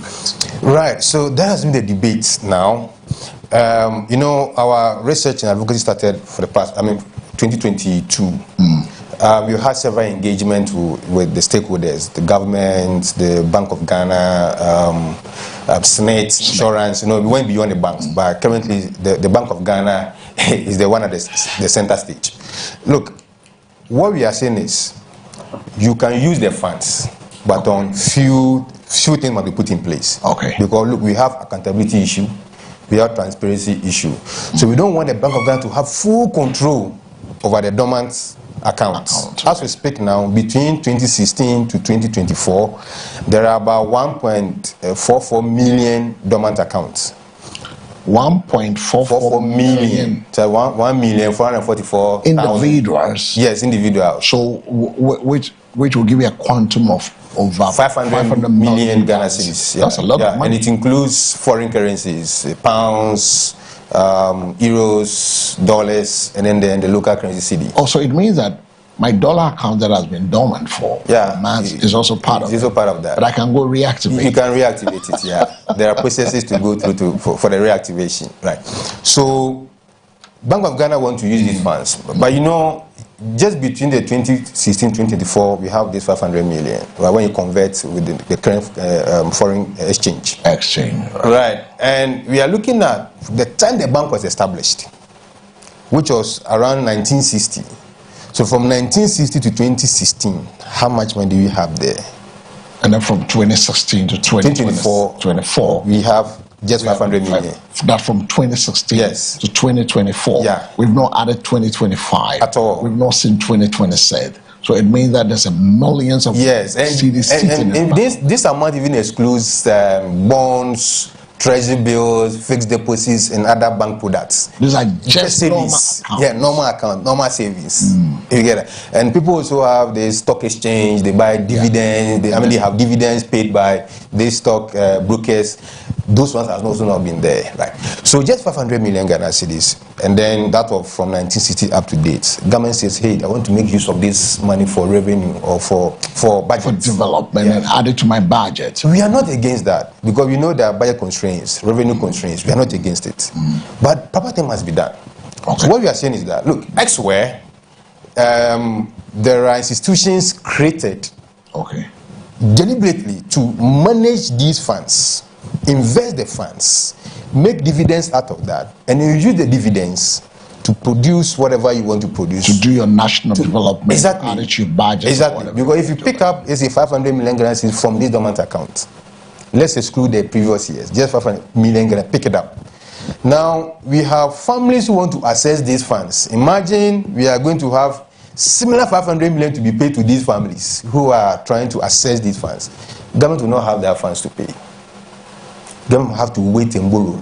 There are teachers with arrest, nurses with arrest, a lot of infrastructure, financial deficit, whole lot of issues.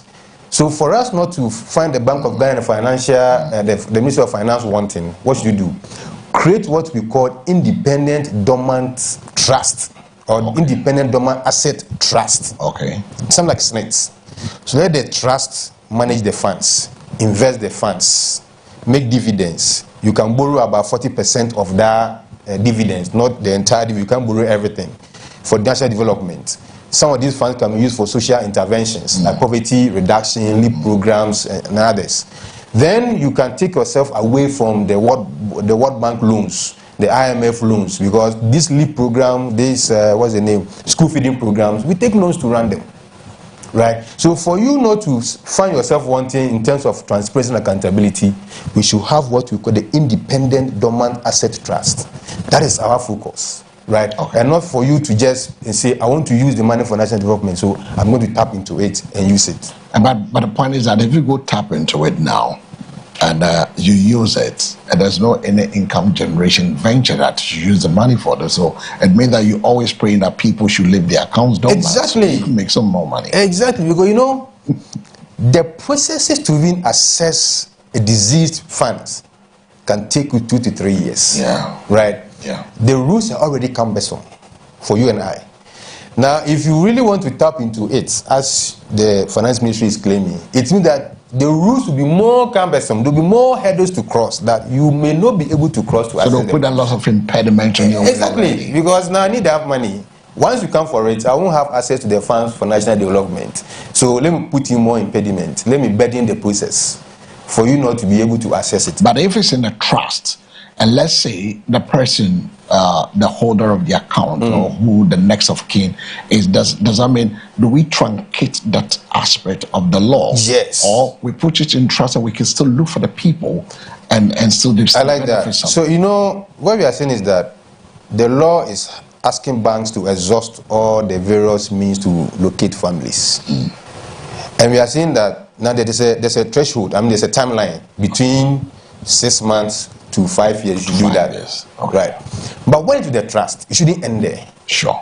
It should go beyond. It should go beyond that. You should still keep looking for the family. Because look, the account holder had families.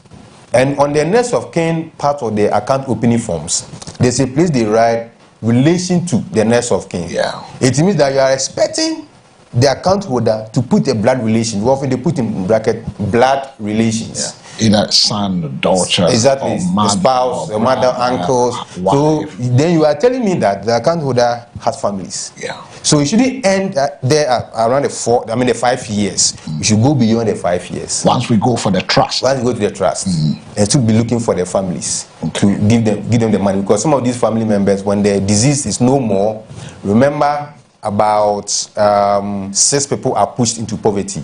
Now, when these families are pushed into poverty, there will be school dropout. All right. After school dropout, there will be what we call home ejection from home. Some people are ejected from home. So people are then pushed into poverty. Once people are pushed into poverty, what happens next? Obviously, there's going to be these family members then running into LEAP programs, then running into school feeding programs and other social interventions, giving high cost to the state. So our argument is, give it to the trust. The trust will still have processes to access the funds.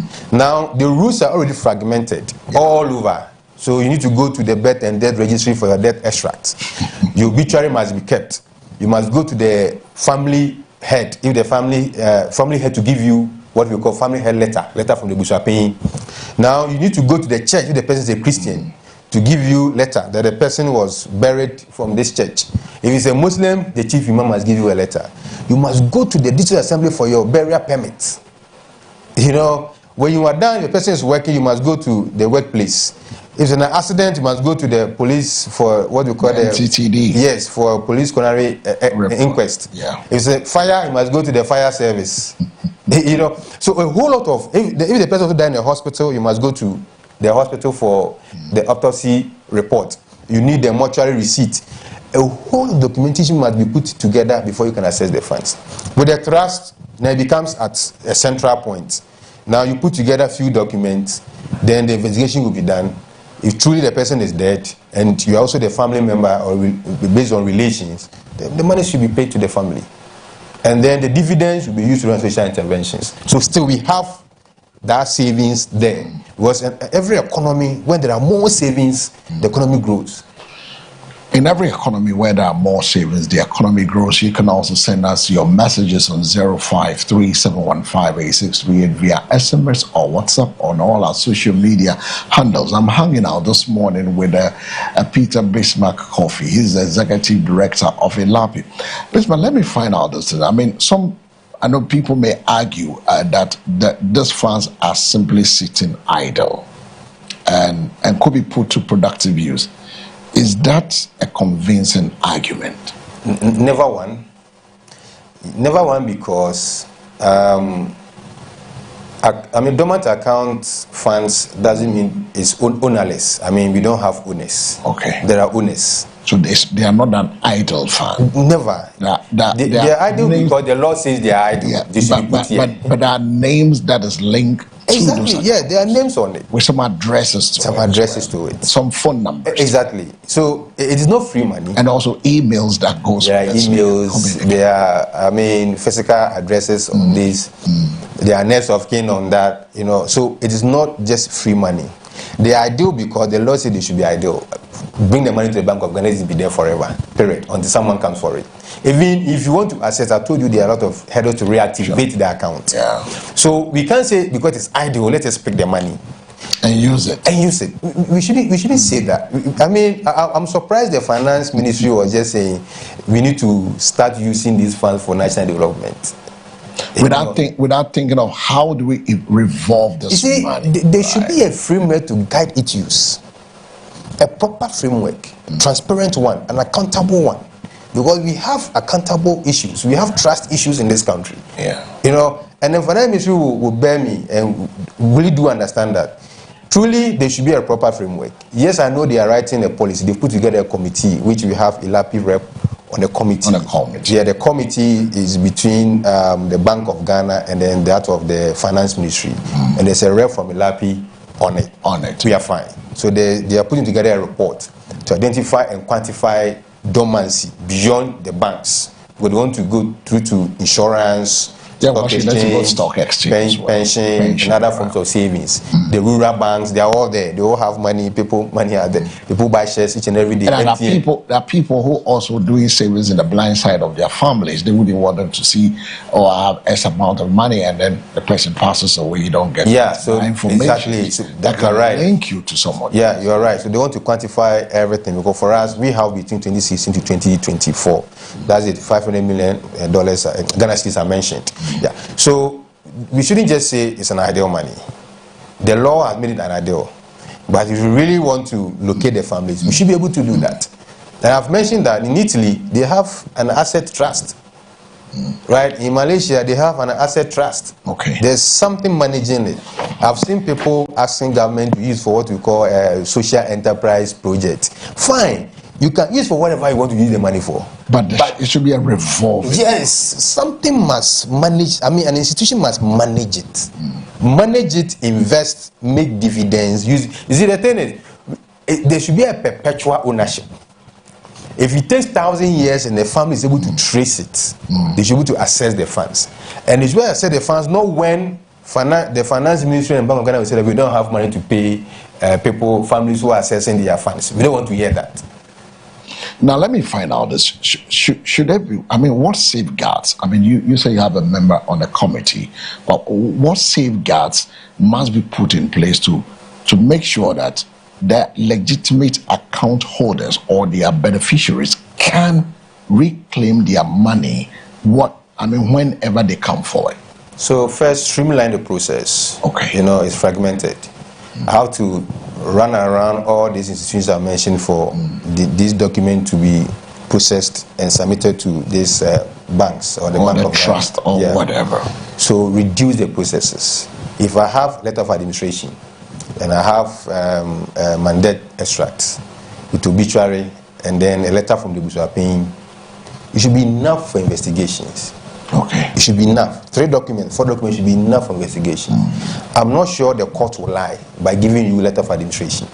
The court too must also identify and investigate. Before you can even assess the LE, the letter of administration, the court sometimes do write to the banks to find out how much money is in the account. And they will determine the cost of the LE based on the money in the account. So if it is 1 million Ghana cedis, you can be charged 100,000 Ghana cedis for the LE. So they also find a way to investigate before the LA is issued. LA birth extract letter from the Busuapin should be enough. I don't have to be running all over the country looking for other documents to show that or to prove that yes, my sibling, my aunt or my uncle or my husband or my wife is no more. So I have to access the money. When you do that, you are rather ensuring that people shouldn't access the funds because you want to use it. Then it becomes sometimes a deliberate action. And my concern is that dormant accounts should be used in the form of overcoming and reducing poverty. That should be the focus. Reducing poverty is important. So if you want to reduce poverty, these money can be used for social interventions. And social interventions we have to first invest, use the dividend. So our argument is more like putting together a framework, a proper institutional framework for accountability. So we are not against government using the money. We are not against that, but we should use it and use it properly by setting up the various structures to monitor the success, progress of those dormant accounts. So more or less a trust. We should have that trust. Independent dormant asset trust. I like the name, Independent Dormant Asset Trust.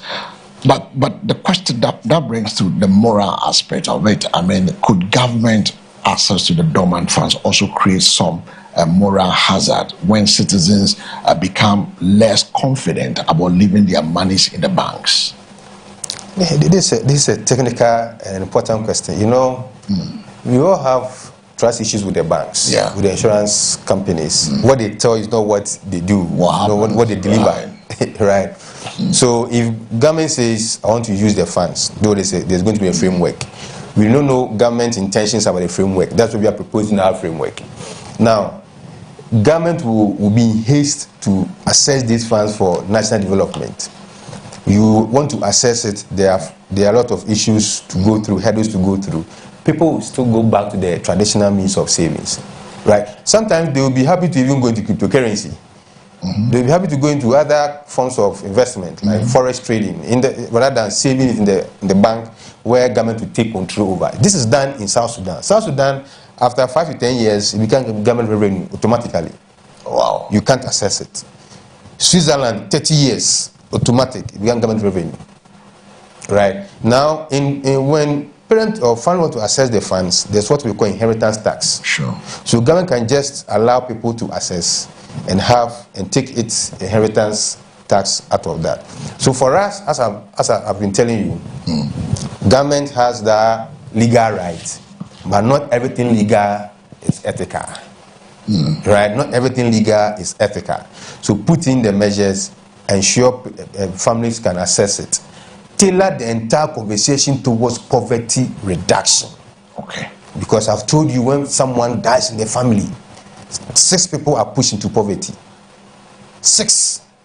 And you and I know very well that about 9 out of 10 Ghanaians do not have written wills. Maybe you could be one. So start writing yours. Right. I wrote mine about 20 years down. Beautiful. Because many people are dying interstate. I keep updating it because I may not know when. You are a state one. You are a state one. You are a state one. And that's crucial, very, very important. The cost of writing a will is not expensive. I mean, you can deposit at the court yourself and pay around 5,200 Ghana cedis you are done. If you want to also have a lawyer, that means fine, you can do that too. Quantify everything and put inside a document and submit to the court for you. But look, government has that legal right. Do that. But then ethically it is wrong. So let us move to an era where government do not have that power. We've given so much power to the state already. Yeah. Okay, and giving power and money to the state is like giving a whiskey and a car key to young boys. And we've seen that over and over. So we don't want the government to come in and for us to repeat the same thing. We cannot do the same thing over and over and have a different result. Sure. Is it now we might be smart and ensure that the state gives more freedom to individuals to access the funds and have perpetual rights. Because, Article 8 of the Constitution talks about property right. Property right. Safeguarding and protecting. Sure. Right. So when you're talking about safeguarding and protecting, doesn't mean that you should come for them. The government says, I want to use their funds. And anytime the families want to access, they should come and access. But the problem is that anytime the family want to access and there's no money, what happens? So that is why we need a trust to invest those money. Yes. And that dividend could be used for the projects. Exactly. So government will just come. So we still have the capital there. State is doing that. Yeah. This is a trust, and they are investing their money all over, buying shares, building the hotels, and they are investing into it, and they are making dividends, and they are using dividends to pay the pensioners. So do the same, and even the government is also borrowing from Senate. Government is borrowing from Senate, so sometimes Senate is sometimes handicapped. They also borrow from Senate. So if you have more institutions that government can borrow from locally, it's not the best. You don't go to the IMFs. Maybe you mean, well, no, you don't go to the IMF. You didn't go to that has been our African or you go to the PICs. Or the ODI. Well, they leave that for other conversations. Yeah. But then it's easy for you to borrow locally. Yeah. If you're able to invest, because when you use the dormant account money, it's not investment. There are no returns. Money that go into road constructions, that go into hospital buildings. It doesn't give you instant returns. Yeah. Right. So it's important for us to have this independent trust I'm talking about. And government is listening. I know government is listening all over. We've done this advocacy for the past 3 weeks. And I'm quite sure that framework will be part of the policy the government is putting together. Well, if he says this one, and he said, asks Bismarck for me that in other jurisdictions, and also you've mentioned some countries. Yeah, I mentioned countries. Sweden, you mentioned Sweden, with 30 years, Sudan. That's Switzerland is 30 years. Switzerland is 30 years. He's mentioned Sudan, which South Sudan after 10 years, it's government revenue. It's government revenue. Yeah. But we're looking at mechanism. I mean, what mechanism that will show that transparency from because we have this trust issues as a nation, individually. We don't trust ourselves. So we feel that it's going to be another vehicle for corruption, that people can take advantage of it and dip their hands in there.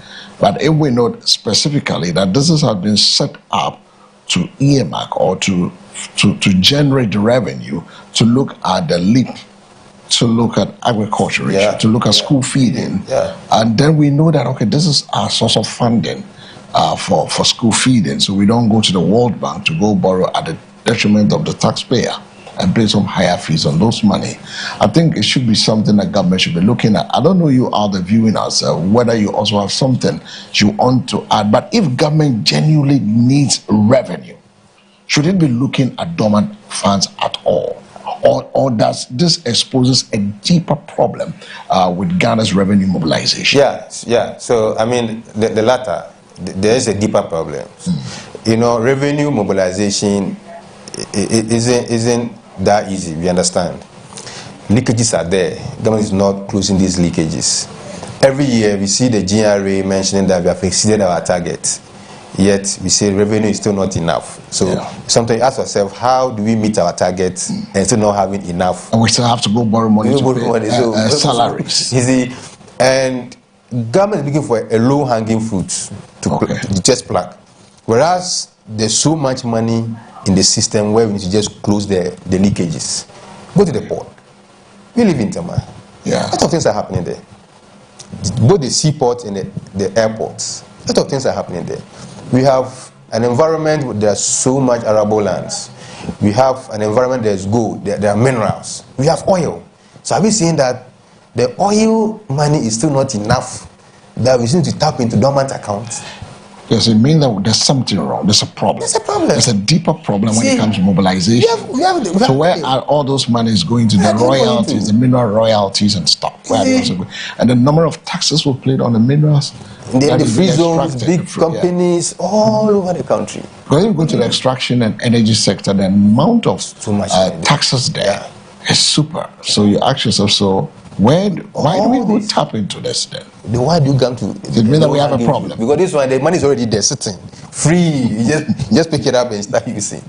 So there's a problem in revenue mobilization. So it's not important for us to just go in and pick the low-hanging fruit. Let GRA work.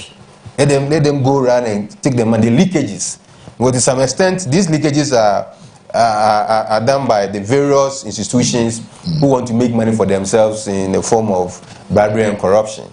Look at the amount of money we are investing into corruption, the fight against corruption. The amount of money sometimes I feel the amount we invest into corruption is even higher than what we are even going to collect.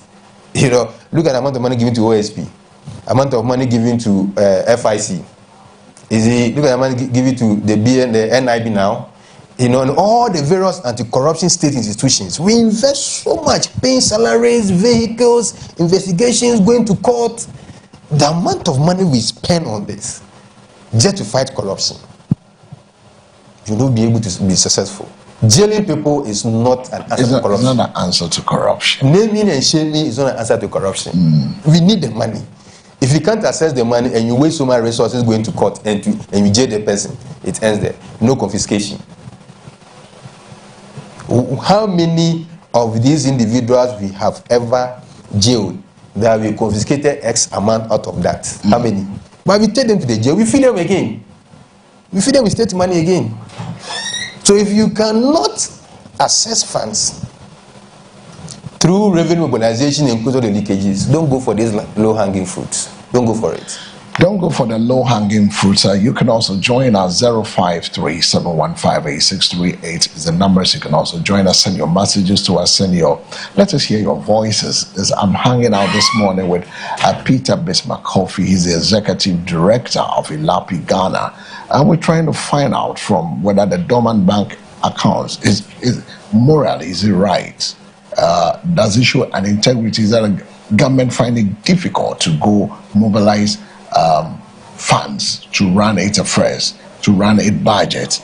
I mean, what independent mechanism do you think we should put in place, or you will recommend to prevent the funds from being misused? Yeah. So as I mentioned earlier, an independent dormant asset trust. Yeah, as I mentioned, that's the name of but the framework. Often the appointment of this board becomes very political, right? So because this trust will become from the Bank of Ghana, the Bank of Ghana should have a mechanism to appoint its own board. Okay. Remember, in the financial sector, we have the fiscal and the monetary. Yeah. The monetary is handled by technocrats, professionals at the Bank of Ghana, and then the fiscal, taxations and whatsoever is managed by politicians. Right. Which is the most sensitive part? Most sensitive with the fiscal. Yeah. Right. So if the monetary is by technocrats, professionals, let these professionals still find their own board members, and the CEOs can be appointed in collaboration with the Bank of Ghana and the Ministry of Finance to head this trust. So it should be deliberately independent, away from political. It has to be very intentional, independent, away from political appointees. It should not be run by politicians. Annual audit reports, use of funds, how much is there? We should have that. Already, I've requested that Government of Ghana should have what we call a dormant account report as part of its annual report. So we know that the quantum of money there, then the number of dormant accounts received each year. Which banks are also violating the rules, because the law says that they should publish a list of dormant accounts every year on their website for 14 days. And which they are, I don't think any of them. Some of them do, but most don't do. Especially the rural banks, zero. And the microfinances, they must all do those things. Annually, they should propose. Who monitors them to make sure this? It's the same Bank of Ghana who must do this. Who watches over the watchman, right? And then the same Bank of Ghana, remember, couldn't monitor the various commercial banks, and we had a bank collapse. So, so you should understand how they are checking their responsibilities, legal responsibilities. And this must be done. This is not done. So a trust should be able to do all these things and monitor. Also provide various information about families, because when you publish this, dormant account list every year, it comes with the name. It used to come with even the account number. The account numbers, right. So families can follow up and know, okay, well, ABCD is my family, so let me follow up. Recently, Bank of Ghana has done something important, and kudos to them. Now, on their website, you can just key in the name of your family member and the account number, and you can be given an information whether the account is part of the dormancy account received by the Bank of Ghana or not. If it is dormant, the family can follow up, which is important. So we have these digital processes of helping families to access funds at the Bank of Ghana. We should deepen it beyond the Bank of Ghana, and the trust can do that. The trust can do that. That brings me to my final part one, a conversation with Peter this morning. If you have to choose between government needs for revenue and also the protection of citizens' financial rights, how should government balance strike that balance between the citizens and the government? So the Constitution in Article 18, Article 20, 2022 talks about, I mentioned, property rights. Safeguard protection of property rights. I think that the government should focus on some of these property right protection than putting together a policy to take people's money without protecting the interest of the family. All right, or the account holders who are diseased somehow.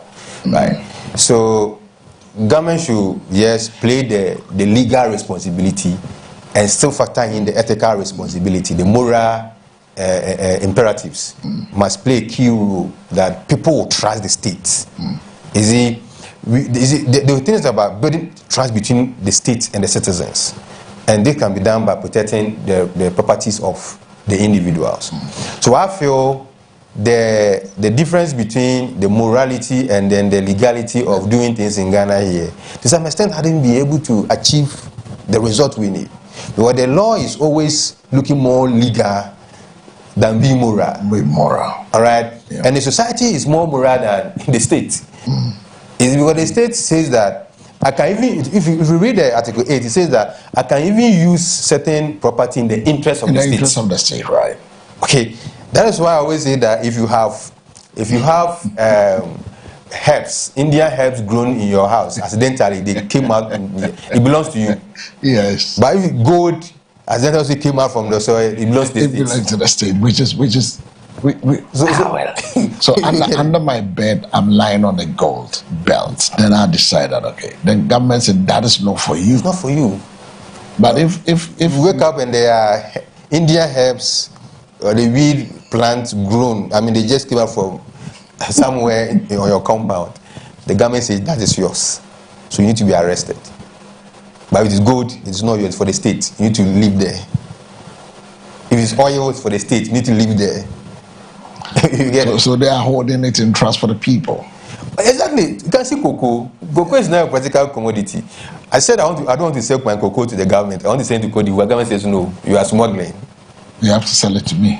I have my free will. And the same thing will be done to the gold now. Exactly. You can't freely sell your gold. You have to sell it. You have to sell it to the state. So the state has that monopoly to determine what it needs to do legally. But that monopoly shouldn't be brought to the dormant account, because the state must play its role to provide security. The security is the primary role of the state, and that security must be provided. And that security doesn't mean just the police and the military, but the security for your assets as well. When it happens that way, you and I will have trust in the state. Yeah. If the state even want to say I should pay 70% of my tax, and there's trust of how well the money will be utilized, I will pay. But you pay more and nothing is done, and then following day there's corruption all over, and you're investing into corruption. You don't have that incentive. Somebody was once a teacher, now becomes a political head, and then within 3 months, 4 months, you see the property acquired. So sometimes you ask yourself, is it even worth it coming to do these jobs? That is why everyone is now leaving businesses for politics. Yeah, for politics. Lecturers, professors are leaving businesses for politics. Businessmen are leaving businesses for politics. It's the easiest route for one to be rich. Is it not because we've made it in the eyes of the people that's the easiest way for you to become wealthy? Yeah. We have made it so. Because we've seen it, that going to politics is the best way to be wealthy, to create wealth. But what creation is in the private sector. So we pay from the private sector, and what do? We invest into the political sector for elections, for corruptions, and we know very well that all the laws have loopholes. So they steal from it, and then we go to court for 4 years. It ends there, and the other government comes into power and then says, hey, I've cancelled everything, that there's no prima facie of whatever evidence we provided. So let's move on. And then we move on as a state. And we cannot develop as a country if we are always buying into petty politics and making sure people become richer in governance than in society. So we have a problem. Dormancy, the dormant account is an account for society and for families, and not for the state. The dormant account is for the families and society, not for the state. But ultimately, can Ghana use dormant funds for national development without creating perception that the state is taking money that does not belong to it? No, the government cannot. Government cannot live by its own its own framework. We have all the various framework. Which of them haven't been successful applying them equally and efficiently? Which of them? And government knows very well that it's not efficient. Government knows very well. So government cannot use it without a trust. Without a trust. If you don't want to use that without a trust, then it's a deliberate way of pushing more people into poverty. You know, the state has a way of creating poverty individuals. Yeah. It has a way of adding more people into the poverty statistics in the name of solving them. We have LEAP, we have school feeding programs. Look at the number of people moving into LEAP. A lot of people moving to school feeding programs. And the amount of money we are always investing in there. If we are fighting poverty, what's the answer to it? It means more people must leave that LEAP program.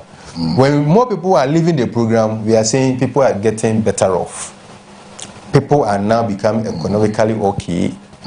But if more people are joining that LEAP and school feeding program, it also means that more people are getting poorer. It means that that very anti-poverty program of the state has failed. So we shouldn't celebrate when government says that I've invested another $200 million Ghana cedis into LEAP program. And now we have increased the numbers from 100,000 to 120,000 cedis. Sorry, 120,000 LEAP beneficiaries. It means that another 20,000 people had been poor, and they must also come on it. And quite interesting statistics. I'll be talking to Peter Bismarck-Kofi. He's the executive director of ELAPI Ghana, and then sharing more thought on the dormant bank account the government wants to access. Government said let's use it, but if you listen to Peter and the conversation we have, and there should be a trust that can invest and use the dividends to do development. In other jurisdiction, he's given us all the pointers we need to look at. He's used the case study with Switzerland. He's used the case study of Southern Sudan as well. There are other countries using dormant account for revolving projects, but to make sure that it's an investor that gives dividend.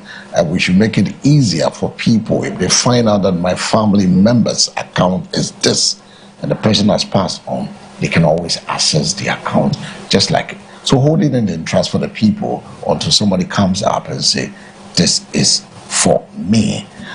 Peter, thank you so much. Thank you for having me. No, but just before you had your friend in the. You want to ambush me this morning? No. I'm not ambushing. I'm just trying to pick up your thought on something that has to do with Darlin Bonsu. When it says, are we in a hopeless situation when it comes? Are we lost the fight against Galamsey? Just in 1 minute, have we lost it? We lost this fight long time ago. I mean, since 2015, we lost that fight. All that we are doing is addressing the symptoms of Galamsey. It is now deepening. It is now a whole cartel. The investment in Galamsey, we need to quantify huge sums of money, because the cost of just an excavator, 10 excavators, is in billions, right? And the other instruments and equipment we use, the technology we use in Galamsey, it has not gone beyond just the pickaxe and the various, what do we call? Shovels. We've moved away from it. The investment in there is huge, because now they invest in electricity, they invest in water, because the underground, they must send water there. They have to use pumps to pump some water outside from the underground. They take in light there for ventilation. It's a whole investment. And no one wants to lose that investment. If I invested even just $1 million Ghana cedis into Galamsey, I'm not sure we'll be happy to lose that investment. So now it's a whole cartel. Everyone is involved. The society, the professionals, academia, I mean, everyone is involved. The politicians that are involved in, and those who are supposed to fight it are involved. So who will fight it? And remember, the government is not always willing to fight its own evil. You know, anytime there's election, it becomes a booming business. So the fight on Galamsey has been lost, because our moral laws, I mean, the laws we have are not moral enough to fight it. To fight Galamsey, I will say this and over that, it's a livelihood issue. It's a pure livelihood issue. If we don't address it economically, and we address it with force and with political commentaries, when you're in Accra, you don't know what is happening there. There's a lot of things. Yeah, so if you're in Accra, you think it's just around, yeah, and then we comment anyhow because you're in Accra. Go in there and see the investment. Nice, by the roadside. Yeah. Highways. That's where highways. Digging everywhere. It's huge. Even when they get to the savannah regions, you see them on the rivers, and it's and you know, an economy where there's no proper forms of livelihood, what is illegal becomes legal. illegal activities will one day become legal. I'll give a typical example that do with the Okada.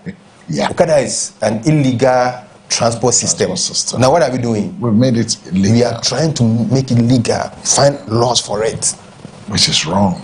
And then one day we also make Galamsey legal. You may bring some part of Galamsey into our laws. Because we have the Artisanal Mining Activity Act. You may be bringing some of this activity into it and becomes legalized. Well, he will say I ambushed him, but that I was trying to pick his thought on you that. You did ambush me. But when Bozu said we have lost the fight, we are in a hopeless situation. It became worse after the helicopter crash. I was listening to him yesterday. I know the angle he was coming from. And I keep saying that we lost this thing in the year 2000 when we lost Galamsey. We never take any seriousness towards it. It has become one of our heaviest jihads we need to deal with. This environmental terrorism that is eating us as a nation. We are not getting the natural people coming in, but the people doing that because we poison our water bodies, our foods, our health, everything is at stake. And that is the environmental terrorism that we need to fight and deal with it head on. I want to say a big thank you, a very big thank you to you, Peter Bismarck-Kofi, the Executive Director of ILAPI, for joining us and helping us examine the debate around the dormant bank accounts. And I believe that you've learned something today. At the heart of this conversation is a delicate balance. Government needs to mobilize resources for national development and the equal important need to protect the financial rights and confidence of citizens. The real test will be whether any policy on dormant funds can come with strong legal safeguards. It's a question we asked this morning. We're trying to find answers to questions. The transparency, the accountability, and a clear mechanism for rightful owners to reclaim their money. Because the idle funds may not present an opportunity for economic use, public trust in the financial sector must not become a price of raising revenue. And that was a conversation on the dormant account I had with Peter Bismarck-Kofi from ILAPI, Ghana. Legitimate revenue sources or threats to financial. Stay with us on the Morning Focus. We'll be right back after this break. But you can also share your thoughts with us via our social media handles on MBN 360.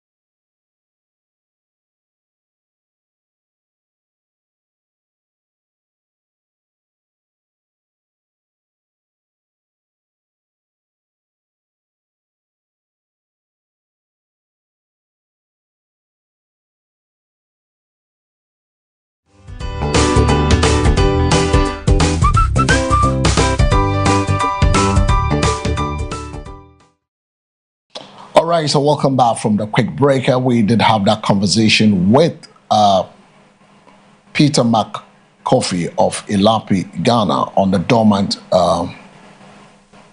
bank account the government is seeking to use as a source of mobilization. There's some policies conversation that is going on. But let me read some few text messages that has come in. And this one says, good morning, I am Eben from Kwabenya. Lady President Gatti of GBA, your petition to CJ Bafo-Bonny is neither here nor there. This is not the first time courts in Ghana sitting during legal vacation. So come again, cause no one above the law in the country. Allow the courts to work and reduce backlogs cases, period. And he sends greetings to Dr. Julius Debra, Chief of Staff, Honorable Peter Akwesi Mensah of Tema Shipyard, and Honorable MCA Agbo of Ghana East. This one coming in says, Ayo, all right. Now let's do this one from... Okay, so I would do want to wish somebody a happy birthday. So I think we will send Awudu's request to Daniel. We'll send Awudu's request to Daniel to wish his friend a happy birthday on that. But apart from that, we go to Gosu Menshia this morning. It says JDM and the NDC can continue to lie to Ghanaians and continue with their propaganda till 2028. They will go to opposition simply because we are suffering. Regards to Richard Otibwachi, incoming MPP National Vice Chairman, hopeful Alfred Asiedu, incoming MPP, I have Regional Communications Director, hopeful, and Isifo Bawa, incoming MPP, I have Regional Organizer, hopeful. And he says, in fact, there is no other government can compare to the MPP. So 2028, we are coming back like Kakai, and he says his regards. So that one is coming from the man from Gosu to us this morning. You can also send your messages to us. The phone line will be duly activated in a short while. Then you can also add your voices to it in between time and now on that score. So that is it for this morning on the messages. Now let's go to the phone line. The phone line is exactly 10 a.m. It's Mamento Anope on 053-715-8638, 053-715-8638. Your numbers now also be to me a friend Cecilia. Now you have to treat in common. You see Galamsey Cecilia baby Adriano. We are in a hopeless situation. You share dormant account in Crawford accounts and what Sabi a free mo. You name say Abayan say from 2016 to now no just savings and yet security input and yet insurance input and no crown savings and one Crawford bank accounts grant every 2016 to 2024 no sika bay over 500 million. And a woman buying up so or the development. But debate a cost one say fine or being Casamen found and Canemo ye law natural say Mushimu the next of king but the opposite don't say boom dear. Any young form of trust, not trust in them fine age, but say senior senate. Nam Faswa a free second bano. Ye dear yam puntun Juma a yes saying about face cannot tam. I'll go find if you are once in a vessel dormant. And nothing so every year and uncle said banks no a list or more accounts are called dormant. We with free mo. We go across on free months in the bank accounts in Yamanyama. It's after 6 months accounts no called dormant. After 6 years, na a Bank of Ghana a holding in trust.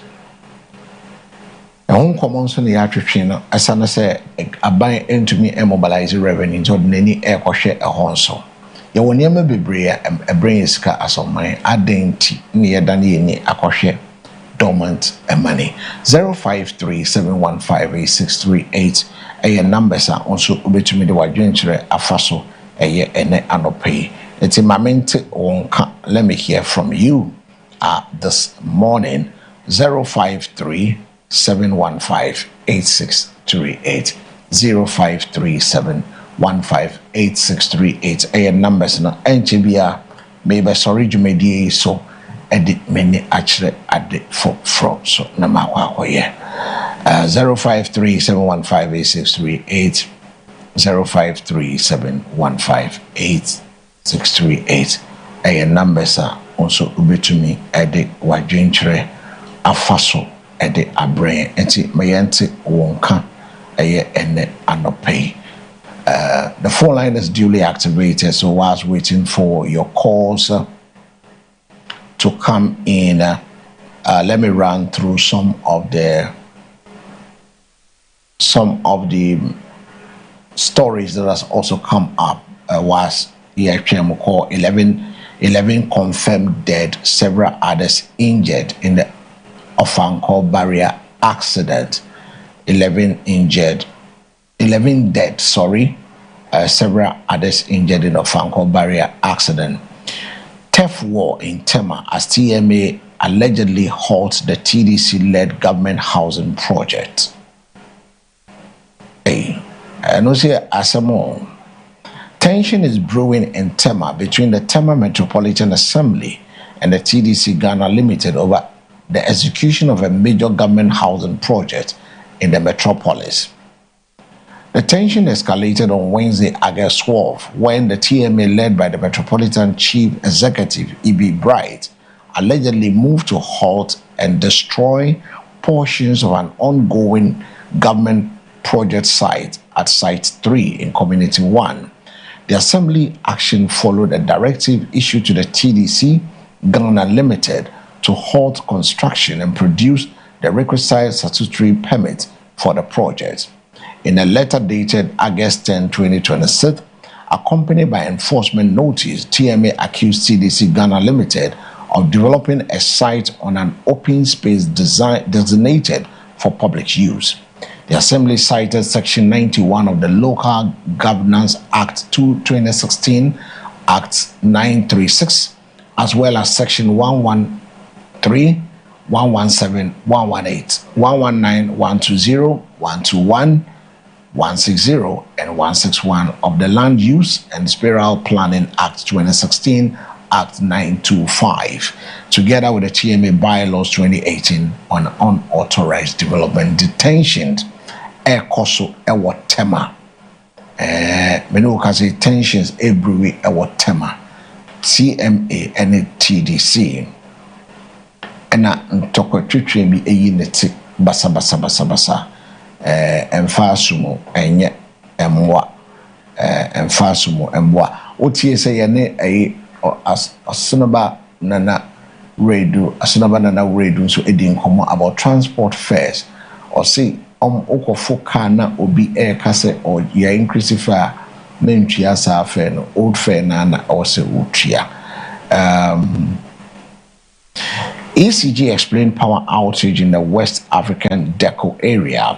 Government targets 100,000 acres of new oil palm plantation. Ghana escapes South African reparation bill. Bank of Ghana steps up crackdown on unlicensed digital lenders. Bunkrugu police suspend funeral mastery amid security concerns. Galamsey is taking back our forest. Erasmus warns gains are being lost. We are losing the gain. The Fiamepo explained why Parliament was recalled. You know, Parliament have been recalled 24th to 28th on an emergency by the Speaker. The Speaker of Parliament, Agwen Sumana Kingsford Bagwen, has recalled Parliament from recess for a 5-day sitting to consider urgent parliamentary business. Hello, good morning. Fine morning. AB. Yentio AB Yanko. Yo, Mami Chairman of Pay Mumbodi Juma. The Pachahan your station. Peter, but Peter, sorry, Susia. How are you day? And near about dormant accounts are buying per se or use, but not almost say are buying and she said, you better for more trust, now can dividends a free home. na yɛtumi de ayɛ mpuntunjuma nsɛ sɛ yɛbɛfa sika no prum saa ɛyi nso a yɛnya ho mfasoɔ saa no ɛno nkɔmmɔ ne atwetwe no pɛ. Okay, ɛno nko a na yɛbi ka ho. Oh, yɛhwɛ sɛ nsɛm ne dɔɔso hɔ nti metumi ka biara. Yɛhwɛ galamsey nso asisi ɔm sɛ wohwɛ galamsey asɛ yɛwɔ hopeless situation asɛ agye yɛ nsɛm. Okay. Yo, mami nkyia mo bio. Na mi nkyia me MP. Honorable DC ya opa. Yo, mi nkyia me man Penny John Damani mama. Any osofo mi ntumi yi ni mfimu da.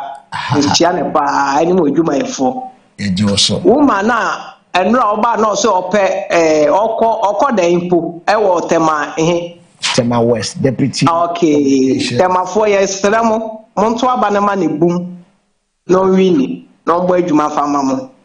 Yo, mama ko masem so. Transfer no so na mekɔ so first. Okay. Transport minister no ɛsɛ sɛ ɔde ne nan si fam. Okay.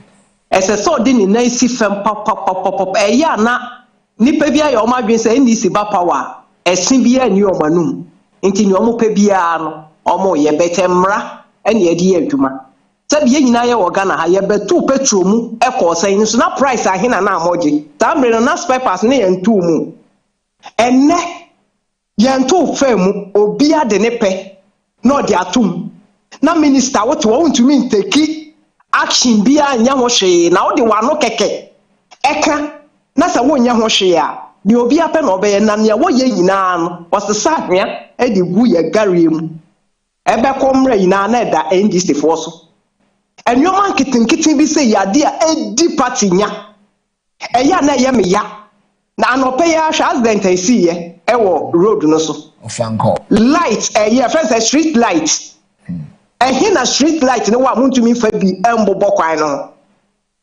minister wo Accra wo kan ho asɛm yɛwɔ DC wɔ saa brɔno no so hɔ yɛwɔ MP a ɔhwɛ so da bia mo fa hɔ the way akwan ne te kra necessary police for kra no ɛta gyinagyina saa kwa sɛ car du hɔ America a ɔmutu no ɛnyɛ America ketewa hwɛ car kɛseɛ na abobo yɛ aketewa we wonam saa kwa we so nsuro nanso ne yɛ hwɛ ha na light nso nni kwan no so na ɛhɔ no nso nyina yɛ tum nti yɛ hwɛ adan na ebesi yaba aban mu aban dada na yɛ nneɔma bɔne atwam yɛato abatia no yɛaba power adenti na saa nneɔma nketenkete ne yɛnhwɛ ne yɛnsɔwo yɛsɔre a wɔn a wɔyɛ wɔn asɛdeɛ sɛ wɔn hwɛ road no so no yɛtwa sika ne yɛde ama wɔn na wɔn sɔre a wɔn te office so wɔn de yɛ adwuma so wɔn fa nyɛ adwuma yɛ nim obi nso nkyɛke wɔn ɛna obi ayɛ ne ɔpɛ ɛna yɛkum nipa baako mistake ɔbɛhwɛ nipa a yɛahwere na yɛkɔ so ɛbi kɔ si dabɛn meka galamsey nsɛm no so ahemfo ɛwɔ kuro no so obi a yɛatu galamsey a wunsu asɛe ti wuti asɛe ɛwɔ w'anim guase mu sɛ woyɛ ɔhen na sɛ wowɔ kuro no so ne yɛtu galamsey asɛe wunsu na wontumi stɔpe a si wuti ase yɛdɔ ha aban bi aba abɛyɛ atwam fine wanyɛ ne yie yɛaba power DC a wowɔ hɔ woyɛ aban anamusini aban nso sɛ mempɛ sɛ yɛbɛtu ɛyi wɔ yɛnsuo ɛne yɛfrɛ sɛ yɛn saase a yɛsɛe no yɛmpɛ DC wote hɔ wote kurom so wo yɛsɛ yɛnsuo yɛwɔ polisifoɔ hɔ yɛatete nkurɔfoɔ sɛ monkɔ nsuo so ɔma yɛ sa ne yɛnkyekye wɔ mo na yɛte hɔ no mo hwɛ sɛ adeɛ wei nkɔ so ebi mpo a lɔre kwan ho na yɛdwa nkɔba police station ho ne yɛtu polisifoɔ ani tua na yɛte hɔ hwɛ a yɛde anim guase ne ma ɔmampani anaasɛ yɛde ma hemfo na de bia yɛbɛsɔre yɛbɛka galamsey nsɛm wɔ galamsey nsɛm na DC na wɔte wɔn dɛn na wɔyɛ na me deɛ masɛm baako a mɛka kyerɛ NDC ne sɛ yɛnhwɛ 2016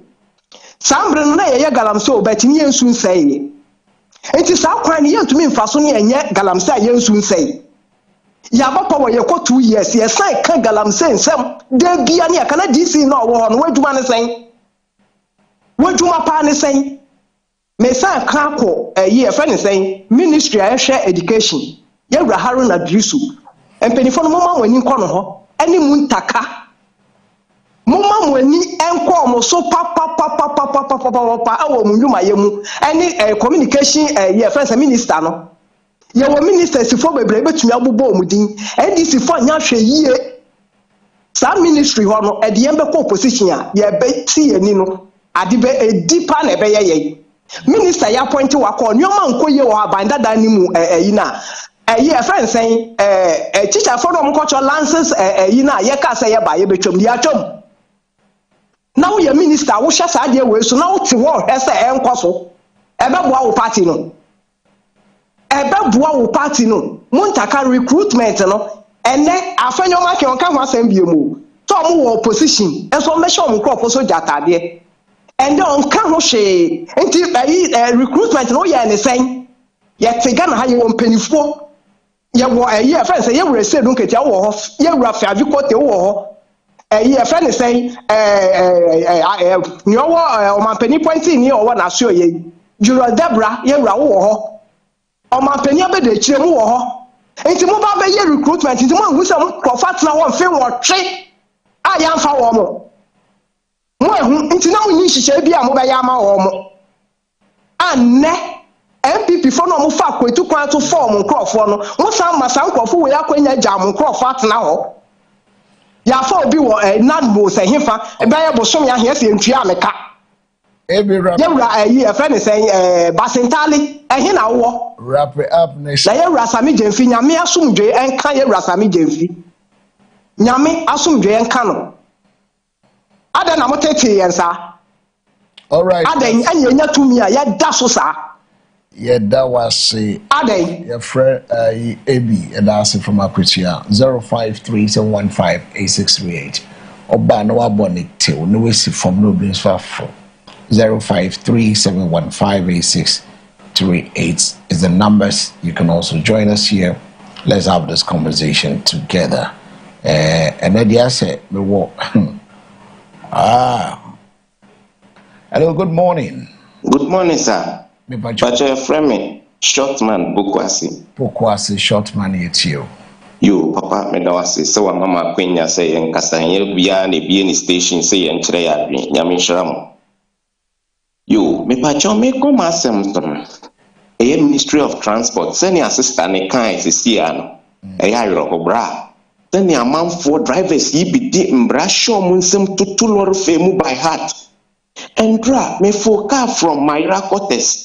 To Accra, no more 10 cedi, mate in 15 cedis. Now, Miss Yarden, or says I no more bra, Sahan or more to me, I mean to me.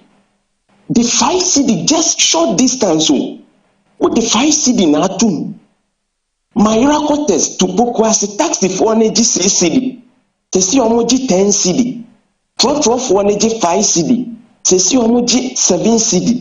Musi ye gata o kwan nim nti o ma divert kwan na atu echi nti mu kofofa lungu mobre tesi ye wie kwan no e de atu street baby e da no so taxi for 10 cedi no mo de akọ instead of 6 cedi no eno ana omoji drop for no instead of 5 cedi no almost 7 cedi na eno ana omoji na from Myra Cortes to Accra a omoji 10 cedi no mo de akọ 15 cedis obi an ko mo hwe no mo ye de omope. But any power behind down there, red control so dear man, few remain so, but on no boomy one the throat room, and no papu cupboard nim near pipe quasi 10 cedi, a 7 cedi, police need our crown country. But who the woo behind down there, who see few ram cofre red control number assessment. In this umbra way, no mocha, a bay juma, and to me, a jumada. Sana few of us here better tremo and high dines said, Unsoon to me to go groom. The son on Pessy and Fembu a miner, beyond in Mbra, so may and fam brana, ye the teacher of mining Yejuma, or beyond teacher in Mbra non fine Yejuma. I know. It's the Ministry of Transport, dear, yes, Reno. On Yenejuma. All right. Mammy facing no beans into us on that. Yeah, that's from Pokwasi for joining us 0537158638 and numbers also between what Ginger found my true face. So you didn't come or you drink more, you never what your mind Ghana as your Pimco name and the other pay 0537158638 national so sir. Hello, good morning. Hello, good morning. It's Honorable Joe, let's hear you. Let's go. Okay, thank you. His Excellency the National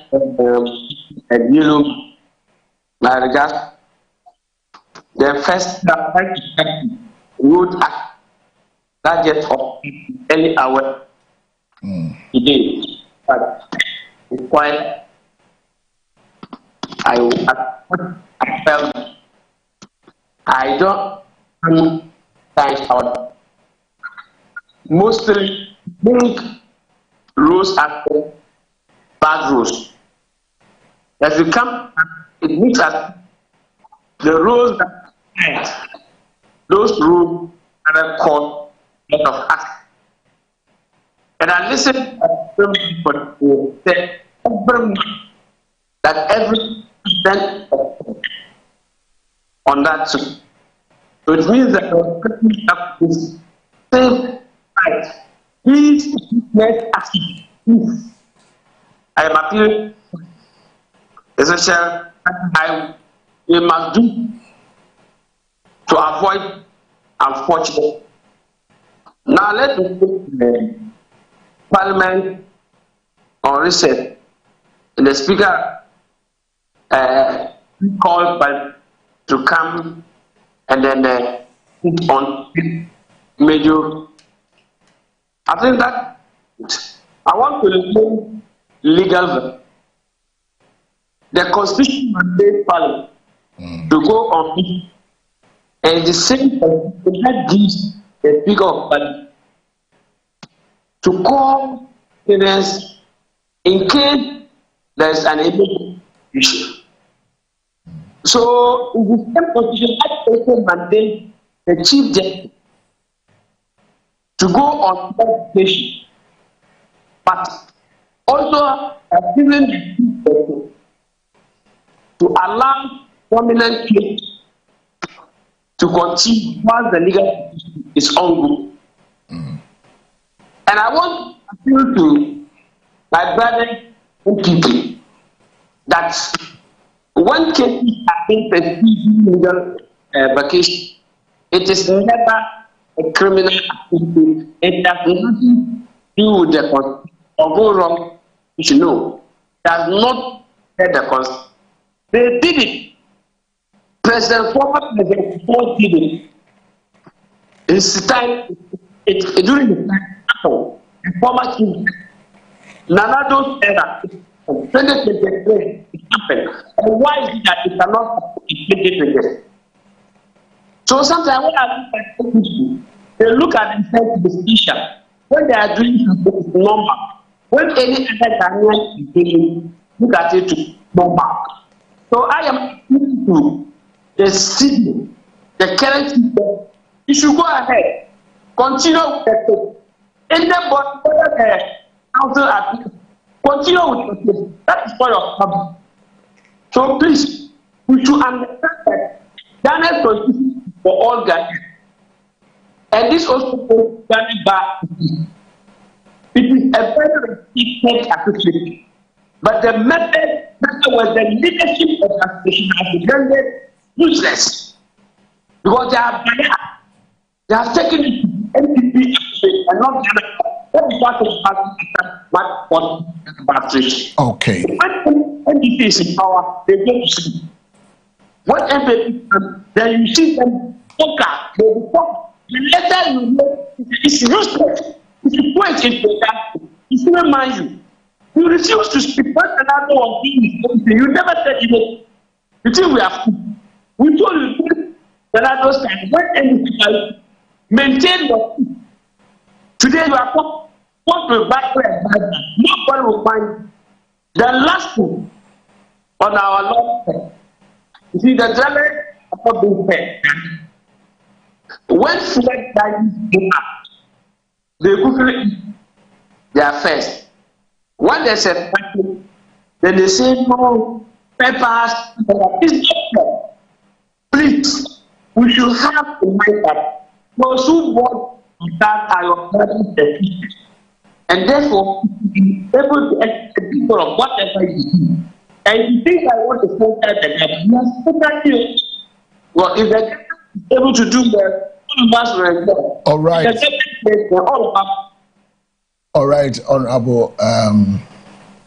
Honorable from the Northern Region. Thank you so much, Honorable Joe.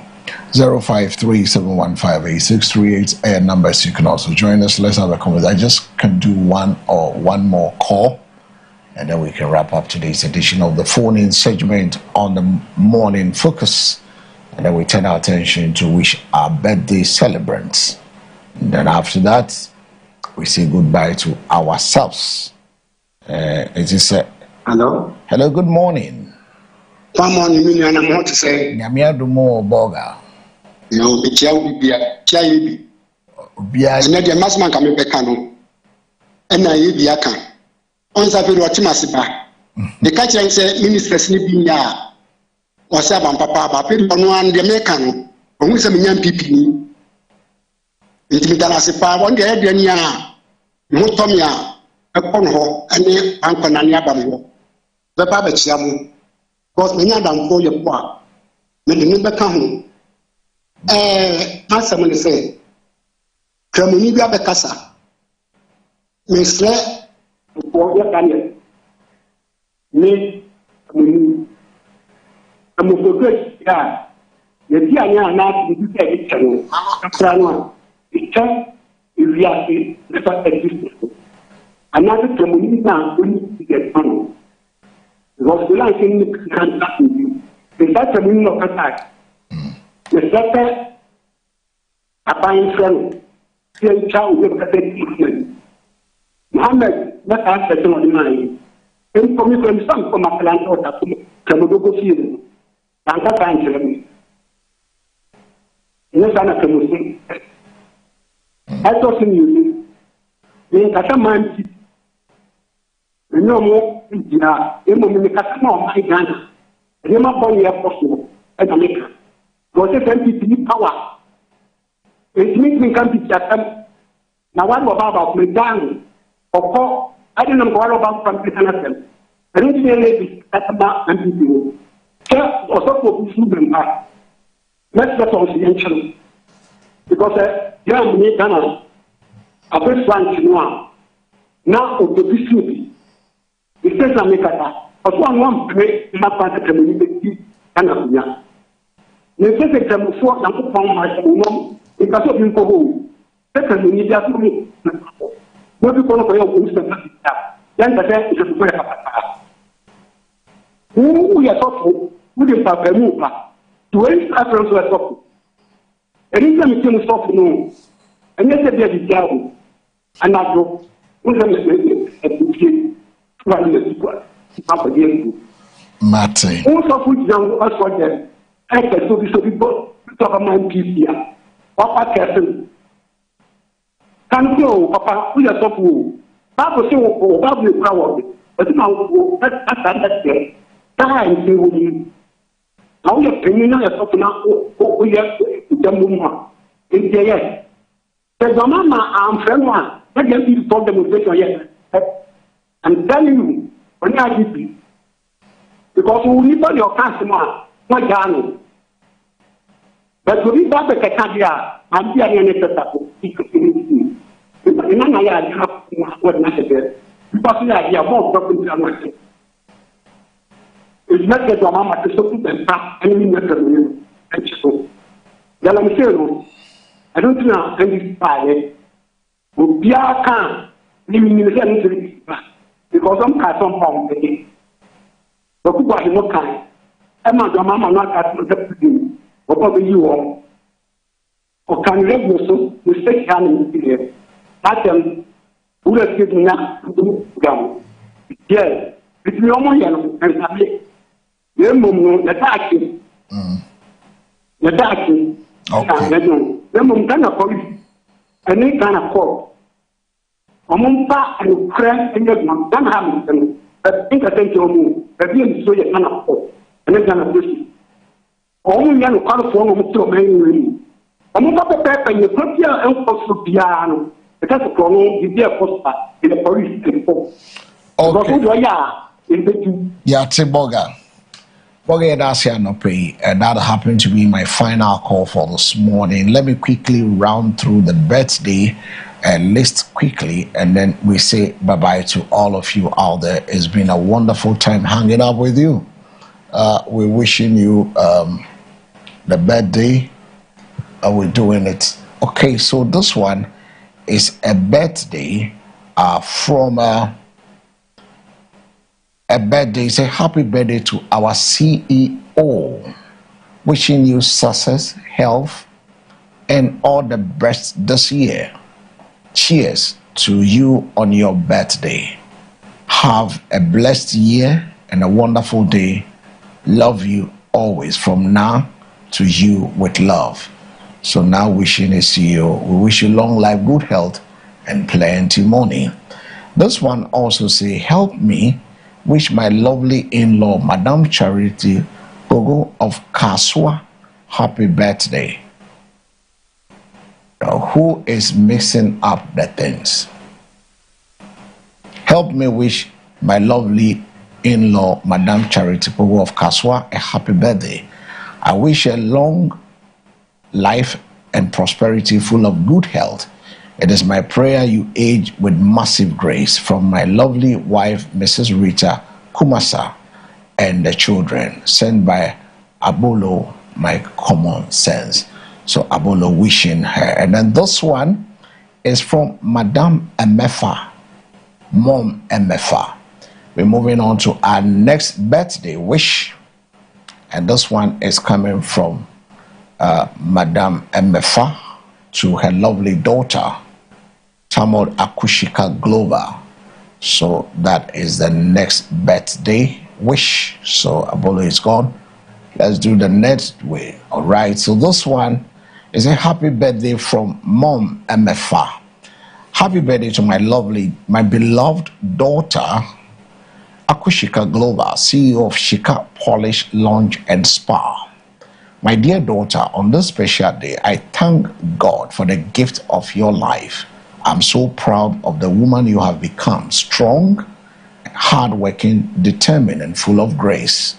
May the Lord continue to guide your steps, bless the work of your hands, enlarge your territory, grant you good health, peace, happiness, and abundant success. May Shika Polish Lounge and Spa continue to grow from strength to strength. As your mother, my prayer is that you will always walk in God's favor and fulfill every dream He has placed in your heart. Happy birthday, my precious daughter. May this new chapter bring you greater blessings, greater achievement, and countless reasons to smile. With all my love, Mom Emefa. We wish you long life, Akushika, good health, and plenty money. Now, moving to my next birthday is happy birthday to Prophet Hubert Ayi. Happy birthday to Prophet Hubert Ayi. The best spiritual father anyone can be blessed with. Your teachings and prayers have shaped us to have crazy faith in God, build godly characters in us. This year, we wish you good health, prosperity, and more of the goodness of God in your life. We love and appreciate you, our daddy, from your sons and daughters. So this one wishing their father a happy birthday. And that happens to be the final birthday for this morning. It's been a wonderful journey. Okay, so this one also, the final one is I am Mr. Awudu from Aguna Street Road, together with S Fitness Club wishes Mr. NX Otabel a happy birthday. May Almighty Allah bless you and may He grant you a long and satisfying life. A happy birthday to you, my brother. Have an amazing day. And as a final birthday wish for this morning. So that's where we draw the curtain on today's Thursday, the 13th day of August edition of the morning show. That brings us to the end of the special birthday wishes and also special Thursday morning edition of the Morning Focus. My name is El Samuel. Stay blessed. Say a prayer with every heartbeat. Good morning, Ghana. God bless you.